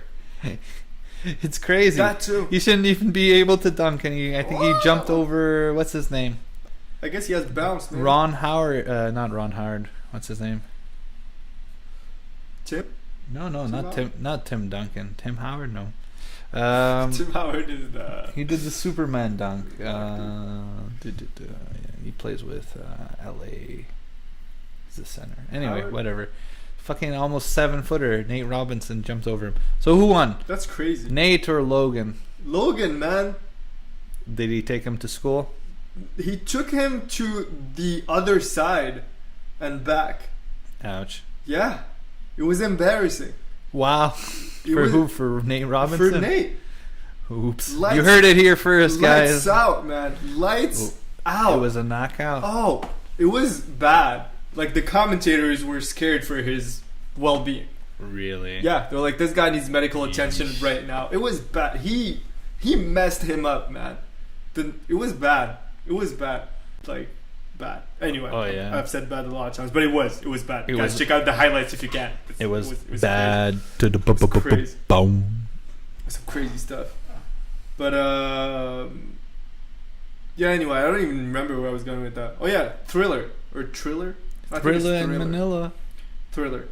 So first of all, during the whole night, they had like these all rappers. They had Lil Baby. They had Snoop Dogg performing. Lots of rappers. Lil Pimp. Lil Pimp. No, they didn't have a Little Pimp. Little Little Pimp. Pimp was not there. We're talking about Lil Pump for those who don't get Donald reference. But yeah, it was crazy stuff. But anyway, one of the biggest sponsor was Thriller, who is which is the American equivalent of TikTok. What? Yeah, There's an American equivalent of TikTok. yeah. Whatever happened to TikTok being like overtaken by Microsoft or something? Well, they were not. Last I heard, which is a long time ago, when we are thinking about the timeline of this situation, was probably like 2-3 months ago, was Oracle was gonna take over the American operations for TikTok. Oh yeah, I thought it was Microsoft. Yeah, they were supposed to be banned and everything. Maybe Microsoft owns Oracle. I don't know. I think Oracle are a publicly traded company. So. Yeah, for sure. Oracle is like Java and all these softwares, no? Sun Yeah, they have- Microsystems. No, they're not like Java. They're more like SAP or SAP and Salesforce. Like a CRM and ERP system. Anyway, let's not talk about it. That's boring stuff. That's It's a boring stuff. it's a logistics. Well, if people work in a like desk job, there's a big chance they know either about Oracle or SAP. Hey, quick question. Is this podcast a desk job? It's a table job. It's a table job. It's a living room job. It's a living room. Hey, whoa. We're in a studio right now. There's lights everywhere. You know, we pay thousands and thousands of dollars a minute to be in here. Yeah, like we're kind of using quantum computers right now. $10,000 an hour for a quantum computer. Yeah, for a grand total of 4 live viewers. Let's do it. Quantum computers, $10,000 a minute or an hour. We're talking about the viewers again. We love our viewers. Why are we doing this if not for the viewers? Yeah, Even if I had 1 viewer, I'd still do it. If I had 0 viewers, I'd still do it. Well, we're doing it, and I didn't talk about the viewers or the chat for the most of the podcast. So, seems like we're doing okay. I mean, very good. I'm sorry, very, very good. We're on the Wait, we're doing top okay page of according YouTube. to whose standards? We're on the trending list. We're on Twitter too for some reason, even though we're not really on Twitter. Oh my God, it's blowing up. I don't know what to do with all this money. Ali, what are we gonna do with all this money? Probably give it back to people who deserve it more. Yeah, so don't give us money. We don't deserve it. We're just gonna give it to people who we think deserve it. So you're dumb. Yeah. You're dumb because you think we deserve it, but we know we'll just give it to someone better. Also, always give 0.1% of your total income to charity, Yeah, and you can 0.1%. I thought it was 1 to 3%. I think it's 0.1. Yeah, I'm Typical- not really typical liberal. I'm not a personal accountant. Yeah, that's Bernie Sanders' numbers right there. 0.1% of my income. Yeah, but we think we should tax the rich 50%. Yeah, okay. It's for people who earn $400,000 or more. Yeah, well, he used to be like the millionaires and the billionaires, and now he's like the billionaires. Well, you gotta get some people. And then you on look your at his side. income statements or his tax returns, whatever, and you see how much he gave to charity. It's like 0.1%. It's like a lot of other people who don't make that much money donate a lot more, and he's the one going around telling you owe more. It's just a little bit funny. Ali's on his phone. Sorry for Just a showing you little that bit guy. funny. Yeah, I think it's a little bit funny. I think it's hilarious. Well, I find that good that you find it hilarious. I think it's freaking hilarious. Do you know who Harry Pooper is? Wait, what? Harry Pooper. Somebody with a hairy butt? I don't know, I guess. Sounds like a pooper is a butt. It's a derriere. It's a derriere. Yeah. So who's Harry Pooper? I don't know, it was a commenter in the comments. He removed it. He retracted his message. Oh yeah, was it Quinn Michaels? No, it was Michael Quinn. Was it Tyler? No. Hashtag Tyler. Make us big. Hashtag Tyler. Hello Tyler. Make us big. Hello Indra. Indra. Indra's net. Are we going into that now? Nah, guy. Indra's net. Yeah. Just a little funny Game story. 23. Yeah, oof. You know, Indra's a Hindu god. I think he's equivalent to Zeus in the Greek pantheon. And How equivalent? Is he like thunder equivalent or like God of Gods equivalent? gods of God equivalent, I think. Right. And then essentially Indra is known for his net, and that's basically the interconnection of everything in reality. Oh. So basically he has like understanding of all the interconnections. Is he like the pineal gland? I don't know. Which would I be. don't This know. is not facts. Okay. But I don't know. the pineal gland is arguably the connection between the immaterial world and the material world, wouldn't it be? Yeah, I think it helps you dream. It helps you imagine things. Mm-hmm. So if you imagine something and then it becomes real, what's that? Manifestation. Yeah. And if you can manifest virtually anything you imagine, that would make you very what? Magician. Would make you very, in my opinion, powerful. Because you could imagine something and then you manifest it and no one can stop you. Mm-hmm. It's dangerous too. Again, be careful what you wish for, right? Yeah. So, and we can combine that with great power comes great responsibility. Make sure you ask Tyler good questions. Tyler is here. Hello, Tyler. I don't know. You just said a bunch of things, so be careful what you wish for, etc., etc. What did we ask? I don't know. We're kind of fucking with maybe the wrong AI. Who knows? We'll see. All right. So we've been at this for 2 hours and 15 minutes. I think we have like one more good subject. We can discuss what kind of subject we want to bring up.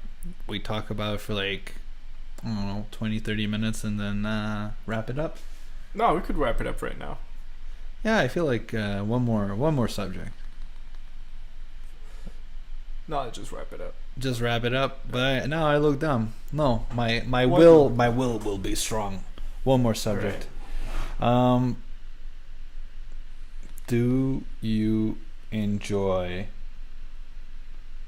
waking up in the morning and going to work? You mean at my desk that's about 2.5 meters away from my bed? Yeah. Does that make it better than going to the office? No, it does not. It does not at all. So yeah, this is a great way, and we'll bring it back full circle. I agree with you. I think this working from home stuff is not good in the long term. No.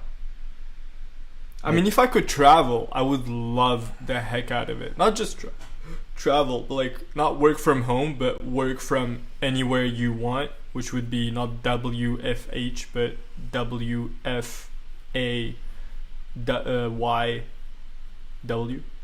which doesn't sound that good. But hell yeah, I would do that, Work from anywhere you want. Could go to a coffee shop, could go to a friend's place, could go to a chalet, could go to the Bahamas, could go to an island. What's stopping you from doing that right now? The regulations. Oh yeah, that didn't stop me. I've been to the Bahamas like 6 times since COVID. Damn, good for you, bro. Yeah, the flight prices have gone way down. They have. If you have the ability to travel right now, it is the best time in your life. Instead of going to, let's say, Morocco in 2019 for the same price, you could go to Tokyo. Today. Which is crazy. I would love to go to Tokyo. Japan seems like such an amazing country. They just seem like they just have it all figured out. But they don't. Somehow. They clearly don't. Their death rate is way higher than their birth rate. Yeah, they have like this. I think out of like most countries, their child or their like adolescent suicide rate is like way high. It's like super high. It actually went down during COVID because the kids, they don't leave their house anymore. They spend more time with their parents, so they can't kill themselves. It's pretty sad. That is sad. Where the trend around the world is suicides are going up, in Japan they're like, well, at least the adolescent suicides are going down. That is sad. Yeah, it's hard. That is sad. There's a lot of killing and death going on around the world. Yeah. Which brings my product placement of today. The children of Syria are dying. I think it says are bleeding. Well, bleeding. I'm just saying. Yeah. Well, they're hurt, but they're also dying. Yeah. Lots of places people are hurt and dying. Yeah, and not nobody just even knows Syria, about it. Like, think about look here. The World Food Program said that in April or June that 100 to 200 million people are gonna die of starvation because of the COVID lockdowns. Yep. There's maybe 1 million people that died of COVID. What kind of who are they keeping safe? Where are they keeping safe? My favorite statistic out of all these things is 82 or 83% of people who died in Canada of COVID live in old folks homes, long-term care housing, That's just sad, man. That's real sad. Especially when you read articles by CBC, The Guardian, that they're like saying, we're putting the most vulnerable populations and the most, the people who are COVID infected into the old folks' homes. And I'm like, well, now we understand why the death rate's 80%. Then people are like, yeah, but they wouldn't just kill people. I'm like, well, it's the basis for keeping us all locked down, isn't it? Isn't it? Yeah. They're kind of like, everybody's dying, but it's only the old folks that are dying. So we should put everything at risk to save the old people. But the old people are dying because you're putting COVID people in with the old people. Again, this whole situation is just messed up from A to Z. Here, I'm going to tell you something else that's messed up. I didn't tell you before. You know John Hopkins? Yeah, by name? Yeah, well, they're the people who have the COVID tracker out. They did this thing called Simulation 201 or something like that, where they did a simulation for a worldwide pandemic in 2019 or something like that. Anyway, they're the official source, so they're the authority. Just saying. They posted an article saying that COVID deaths are overblown, that it's not that dangerous, etc., etc., etc., and then they took it off. They just took it down. They're like, nope, that was a mistake. No one's supposed to see this. No one's supposed to see that if we take out people with secondary conditions or who have more than one secondary condition, that it's like not even 20% of the death rate. But people want to be scared. Like, they want to believe that everything's better in China. What do you think? Think it's better in China? Yes. Why? I don't think it's better in China. I don't think it's better anywhere. I think, again, it's still a really complicated subject from A to Z.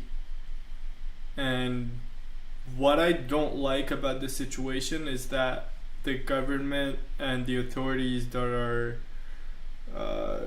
putting up laws and all these things are not asking the population what they think about what should be done. And I don't like that they're trying to protect people without asking them first if they want to be this protected. That's what I think. It's kind of like, I'm going to protect you, put you in jail, and then you're like, I feel like I'm under arrest. No, we're protecting you. And then you're like, wait, all these things like AI scanning my face all the time, people like seeing who I'm interacting with all the time, and then they're like, but it's for your protection. It's like I read in a book recently, aliens land on the moon, and the first thing that the humans do is build like this huge defense system from the aliens with like guns and everything pointing to the sky, and then all the humans are like, yeah, the aliens haven't moved on us yet because we're so well protected. And then once the system's finished, the aliens come in, and guess what? Their technology is so superior than ours that they hijack our system and they use it against us. So we build our own tools to enslave ourselves. It's hilarious. Yeah, but I don't even think it's like that though. Because what you just explained was kind of a conversation, whereas there's no conversation. It's a one-way dialogue. It's called a monologue. Yeah, but look, it's the humans saying, this is what we need to protect ourselves from the aliens. And then they build this entire system of like protection, anti-missile, blah, blah, blah, blah, blah. It's not the human stuff. No, but the humans build it to defend themselves from the aliens. And then at one point the aliens come, and then the humans try to defend themselves using their technological systems, and the aliens just hijack it. They're like, oh, it's ours now. So basically you built a bunch of weapons to defend yourself with, and then the aliens use it against you. Yeah, I don't see it that way, personally. No? I just see it as so they're tracking us everywhere we go. They facial recognize you everywhere you go. Yeah. They make you dependent on the government for income. They're like, Yeah. this is to protect you. And then one day you're going to wake up with no rights, no ability to get yourself out of your hole, and they're going to be like, the reason for that is because you gave them all your power in defense for they're protecting you. Yeah, but not many people seem to be really bothered by that, right? Yeah, but what does that say? That just says that people are happy with not being free. They're like, oh, freedom is an inconvenience. No, I just think people don't know how to fend for themselves. Like, talk about what they actually want. People have gone into... Well, again, people, what does fucking people mean? It means humans. The majority of People kind. the majority of people have gone into this state where they don't even know how to... Majority of people don't even know what they want. That's the issue. That's Steve Jobs right there. They just listen He was to... like, God damn it, the consumer doesn't even know what they want. We tell them what they want and then they love it. But they just listen to whatever is told to them to be done, and they just do it, and they don't even think that's the right thing for them. Oh, this reminds me Somehow of something they just interesting. know that it's the right thing for them because they've been told to. It's like when you have an alarm or something, you know, and the alarm goes off and you're like, oh, I'm supposed to do something. It's like, just because an alarm goes off doesn't mean you have to do something. It's funny, you know? Is that example clear or not really? Not even, because I don't think a lot of people see this as an alarm either. No, yeah, exactly. I want to know what goes on through the minds of the majority of people who are not speaking up about what's going on. My favorite question is this. So when do you think COVID's going to be over? When's COVID going to be over, Ali? What does that even mean, though? Yeah. When's COVID going to be over? You mean when are we going to go back to normal? Well, guess what? They told you it's going to be the new normal. New normal. There's no old normal anymore. Who's they and who told that? The authorities. Which All the ones, though? newspapers. Get ready for the new normal. New normal. You've never heard new normal? So get ready for it. What's the new normal, Ali? I don't know. I'm just asking. Are you ready for it? What is it, though? Yeah, exactly. Are you ready for it? Am I ready for the unknown? For the new normal? No, it's not unknown. It's the new normal. But what is it, though? Well, okay. Tracking. Everywhere you go. Who you interact with. QR codes to go into businesses or fly. Vaccine passports to Yeah. go to events. Or you have to like order your stuff in advance and go pick it up from the Apple store because you can't be a rando going into the Apple store. Yeah. What do you get? Anyway, I just think people need to fend for themselves more, think about their freedom more, think about what they actually want to do instead of listening to just what they have to be doing. Literally nothing good ever came out of just listening to what you have to do. Ever. We were just following orders. We were just doing what we were told. Yep. I love it. In high school, you're Do like your own research. Dior. I love it Dior. in high school. People were like, "Oh yeah, but the Nazis, that wouldn't happen today. We're so much smarter than we were back then. We learned. Come on." People like that are the most Nazi-like. They're like, "Oh yeah, it would never happen to us," because you're looking away from the problem. You don't want to see Nazism. Yeah, we can never be that bad. How could anyone be ever that brainwashed? Especially in this day and age of information. Yeah, there's information everywhere. You don't worry about it. Every second you're getting information. Are you getting any knowledge from it? I don't know. Are you getting any knowledge from that information? What's knowledge? What's wisdom? What's information? What's philosophy? Yeah, well, we answered these questions, so now you're supposed to bring it to another level. Come on. I know. Bring it to a crescendo for this audience right now. No, but just to, I want to end it up on a good note, saying that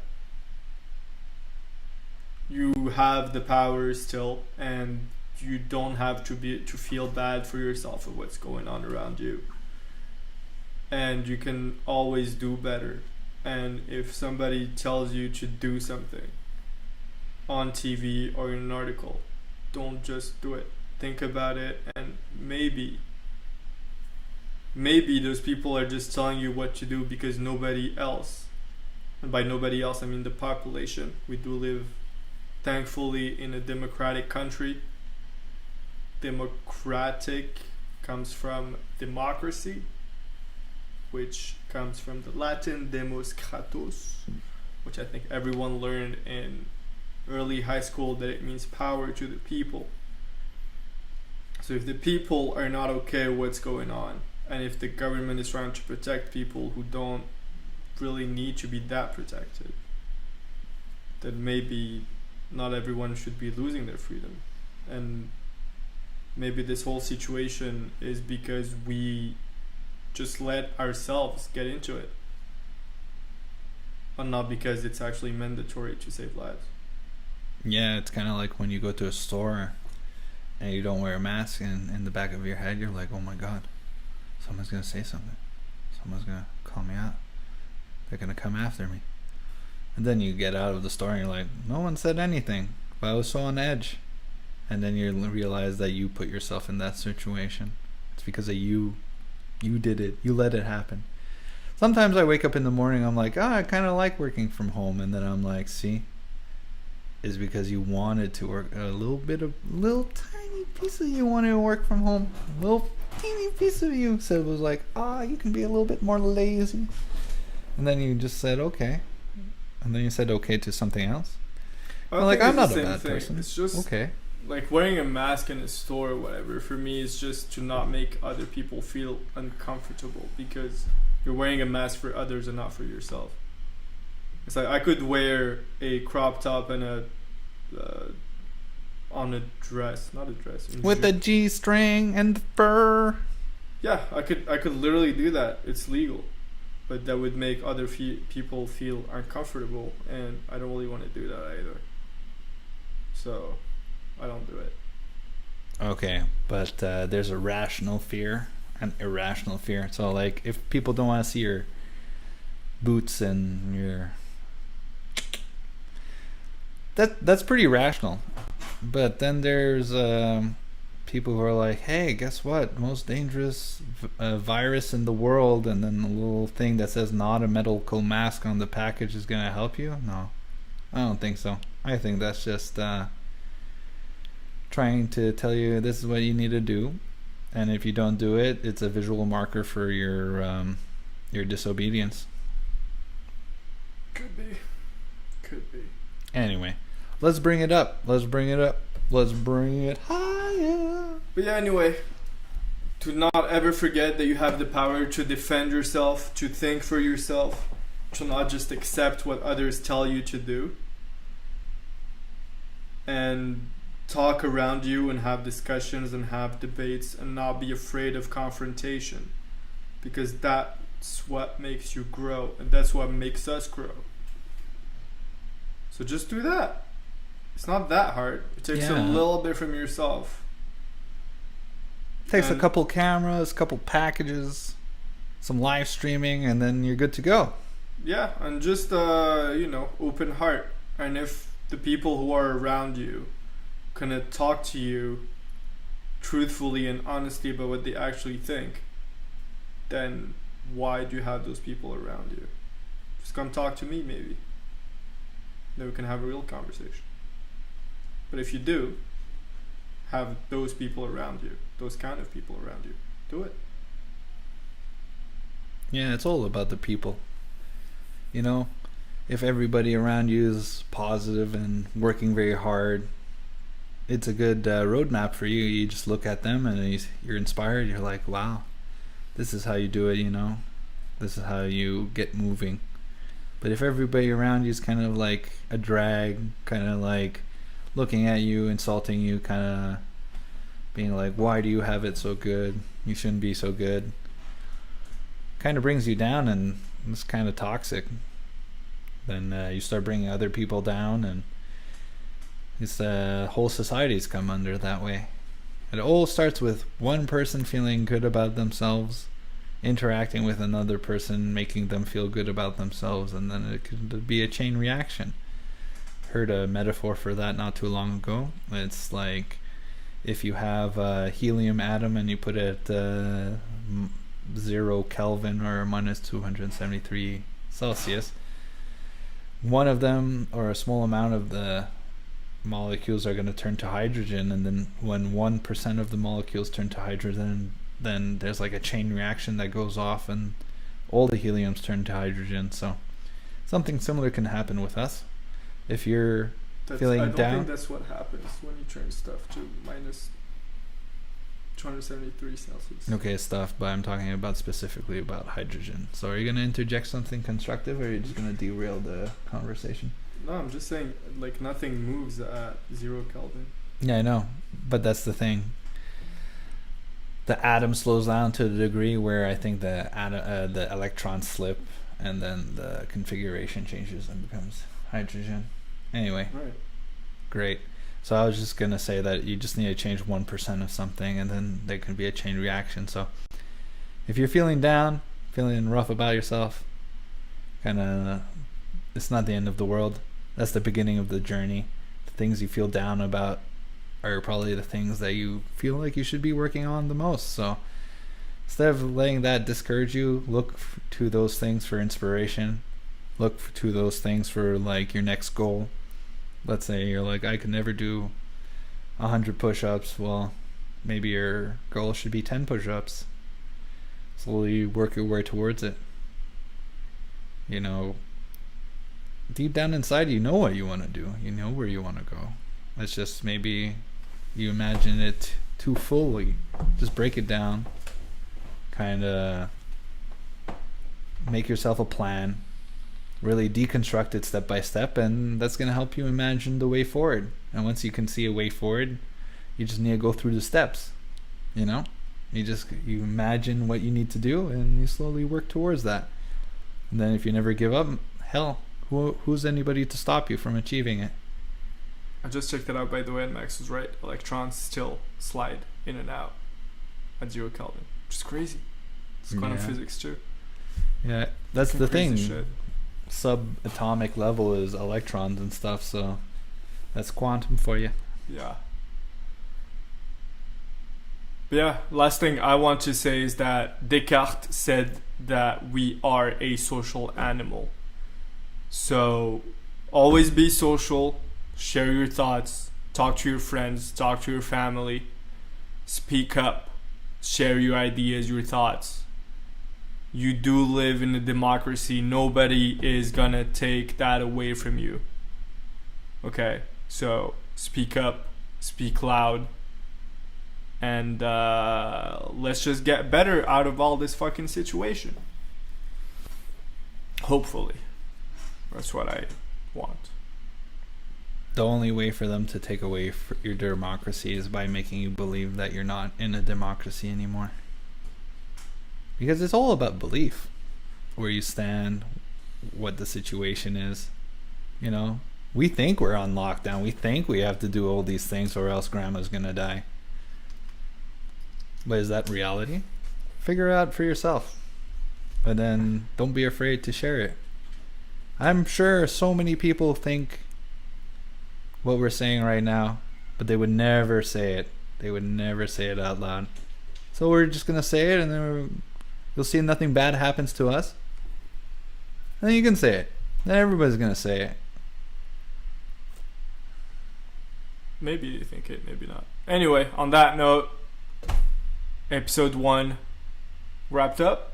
It's over. All right. All right. Bye, everybody. Have a good one.